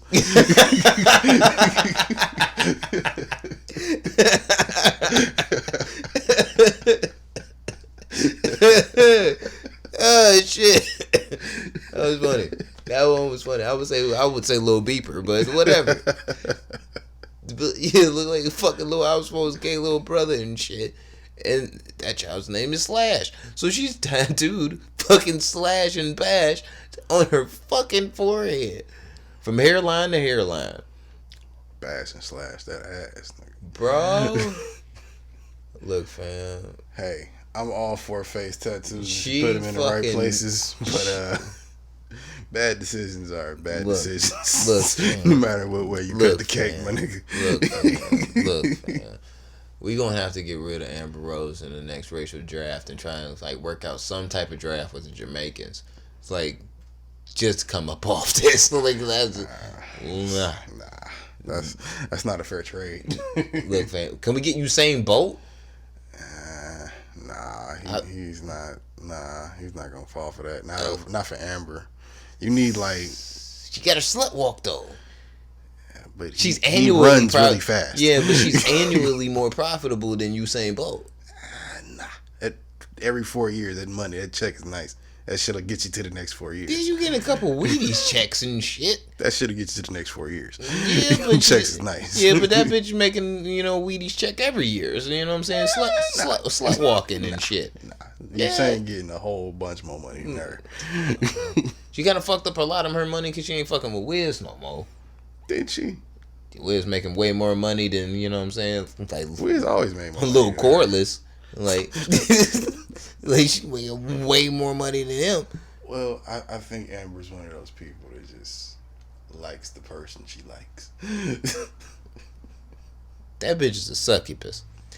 Man, look. Like, she's a succubus. Now, I wouldn't mind if she succubusted me, but I would at this point. At this point, I couldn't stare at that, bro. Yeah, like, it would have to be like old Amber Rose. Like, I've seen bitches get like all-time salute Amber Rose, like, you know what I'm saying, like on 2K where it's like, you know what I'm saying, you got 24 Kobe that don't have the afro, but you got 8 Kobe that does. You know what I'm saying? Want the fro Kobe Amber Rose. Like no tattoo face, like forehead Amber Rose. Yeah, like I want. Nigga want Froby Amber. Yeah, I'm trying to get all-time Amber Rose. Like, nigga, I'm not trying to get 2020 squad Amber Rose today. Like, no. I'm just saying, bro. Why have all places on your fucking forehead? You could have put it as a tramp stamp and it would look better. The bitch could have literally tattooed the shit somewhere on her head, and I wouldn't have gave a fuck. But the fact that it's on her forehead, do it in the corner, just like that. Like that's. Yeah, I mean, like that's how like fucking Wiz got his shit like right over his eyebrow and shit. You know what I'm saying? Like going like over his temple and shit. You know what I'm saying? Like low key, I had to like look and squint to see like what the fuck that was on his face when like he got the Bash tattoo. But now, yeah, and look, here's the thing though. Bash looks like a very nice young man. Like he looks like a very nice like innocent kid. You know what I'm saying? The fact that your mom runs something that's called the slut walk and now has a fucking tattoo on her forehead of Bash and Slash. This is the bitch that's going to be going to your parent-teacher conferences for the rest of your school years, bro. But if Bash ends up being the player type nigga he should end up being, look at that nice that kid. Will help him significantly. Because all the sluts gonna want to go through him to his mama. Guess what? You gotta get bashed. Look, man, there's gonna be an army of motherfucking salutes that's gonna be walking around Bash and Slash for the rest of their lives. But here's the thing. Your mom should not be the queen of the sluts. Like, your mom should not be that. You ain't got no control over that. Yeah, but if you're the queen of the sluts and you're a mom, you should think maybe I should no longer be the queen of the sluts. That's assuming you find something wrong with the word slut. Do you? Is there a problem? Do you not find empowerment in it for women, you piece of shit? No, there's absolutely no empowerment in it whatsoever. I mean, it's arguable. Like, look, fam, I'm gonna keep it a trill bill. Like I said earlier, I like a proud. I'm gonna keep it a trill bill. If we're honoring the salutitudes and saluteness that is what Amber Rose is doing, then I don't want to hear a motherfucking peep from any of you cunt nuggets whenever I use drop or even think about using the C word. Matter of fact, C-U-N-T cunt. You know you just said cunt nugget to lead that off. So, I mean, obviously. Look, that's how much I don't give a fuck. I don't know, man. I'm kind of over the face tattoo thing. Like, I looked at Lil Wayne during that Drink Champs interview, bro, and, you know, I seen him on the Undisputed but Super Bowl weekend. That shit was crazy. Bro, he got, like, new ones now, and it's like, he has a lot. His dreads look fucking insane now. I like that look. I like. At first, I didn't like it. It works for him now. He finally got like the right ratio of blonde. Like it's not too much. No, I'm talking about the length and the way them shits is rolled. You seen them shits? Them shits I don't think he gives a fuck. Them shits look way crazy. Like them shits was like. And you gotta think he's had the fucking same hairstyle for like 20 years. So. Just the only thing that's changed is the length and the color. The only two niggas that got like fucking dreads that look like they doing way more than they fucking should is J. Cole and Lil Wayne. But that nigga Gunplay said he about to get all of his shit in just one big ass tray. Cause you know he got that one that just stick up. He was doing some interview. Somebody asked him about it. He was like, you know what? I've been thinking about just throwing all of this bitch in just one big ass dread, just a cone off my head. It's like, you know, if a Gunplay, fine. No, not for Gunplay. Fine. Gunplay has been. I just want another album. Gunplay has been drinking fucking Seagram's gin and hanging out in Waffle House for the past 8 years. we need to get that nigga out of there, bro. Man, we need to get that nigga out of there. Nigga in Miami chilling in a Waffle House with a bottle of fucking Seagram's gin. What's wrong with that? Seagram's and Waffle House sounds like a good night to me. When a nigga that owns your label, nigga can give you cases and cases and cases and cases of for free Bel Air rolls. Like, nigga, not a fucking problem. You still taking your country ass to the motherfucking gas station to get a bottle of Seagram's gin, a fifth of that shit for $9. Like, what the? I mean, hey, you sound like you hating, my nigga. I'm not hating, nigga. I'm looking out for your health. Like, I'm looking out for your health for real, for real. That's just not safe for nobody. Like, look, if you gonna be a grimy nigga and drink gin and chill outside a fucking Waffle House, at least drink Tanqueray, nigga. That's worse. It is. What the fuck would I drink Tanqueray for? I'm not trying to go to the hospital. Nigga, I'm trying to burn my insides, nigga. I drank Tanqueray one time. That shit really had me fucked up. That's one of the few alcohols that I had once, and I was like, yeah, no, not doing this again. Like, that was one of the times, like, first time I had Tanqueray was like the first time I felt like my body just drop and give out of energy. Like, that shit tastes like you drinking 90% proof rubbing alcohol. Pretty much. Like, that shit is horrible. Like, nigga, I went to, it might be stronger. I was at a party drinking that shit with the homies, nigga. I walked out of the party, got to my car because I was gonna call my bitch at the time. Mm-hmm. Called her, got off the phone with her, talked to her. Like, literally remember talking to her for 15 minutes with my, like, the phone up to my ear. Blacked out. Got off the fucking phone, nigga, and like right when I hit end, nigga, it was just like, ooh. Like, in my body, like, bro, like, I just went completely off. You know, you woke up in the bed, like, what the fuck happened? Nigga, I woke up like an hour and a half later. Fucking Kyle and them knocking on the window, like, yo, you all right, nigga? You good? I'm like, what? Yo, we gonna get you a sandwich. Word, for sure. Niggas left and came back, nigga, with a fully dressed sandwich. Like, it had cheese, lettuce, tomato. Like, it was just like, oh. And I would just remember saying, clutch. And just eating that bitch. Smashing. And went right back to sleep in the car when I finished that motherfucker, bro. Like, that shit really fucked me up. But hell nah, those are the days of Tanqueray. But ain't no way I can drink no fucking Tanqueray. Yeah, but ready to wrap this motherfucker up. Like the return episode, we will be back. We're not doing 2 episodes a week, no fucking more though. Nah, that's doing too much. Yeah, that was doing a little too much for us. But once a week, we got you. Yeah, we got you. Not only that, we will have ads. We will have merch, a Patreon for you guys that want to really fuck with us and hold it down. I am doing this full time now, so we will donate. We will have visual next week. Merch, visual, moving forward, soundboard, hopefully all of that shit. Nigga. Yeah, we just did some new mics some shit on the fly today, but yeah. We got some big plans for you niggas. Go check out all the new music. 4H, Crimson Alchemist, artwork, AOS, Fly by me at Busy93. You dig? What's the other thing I was gonna tell you, motherfuckers? Damn, nigga, you been coughing like, are you all right? You got that corona, bitch? That shit feel like Modelo virus. Nigga got the Dos Equis. Shit. But that was something else I had to tell you niggas. I don't know, I'll tell you next week. It'll be alright. If you listening at this point, nigga, you really must fuck with us. It's 2.5 hours in, so you must have really been like, whoa. You fuck with us, and we fuck with you. Shout out to the 26 subscribers. We trying to get that bitch up to like 26 million. You feel me? You feel? Go ahead and like I said, follow my man's at.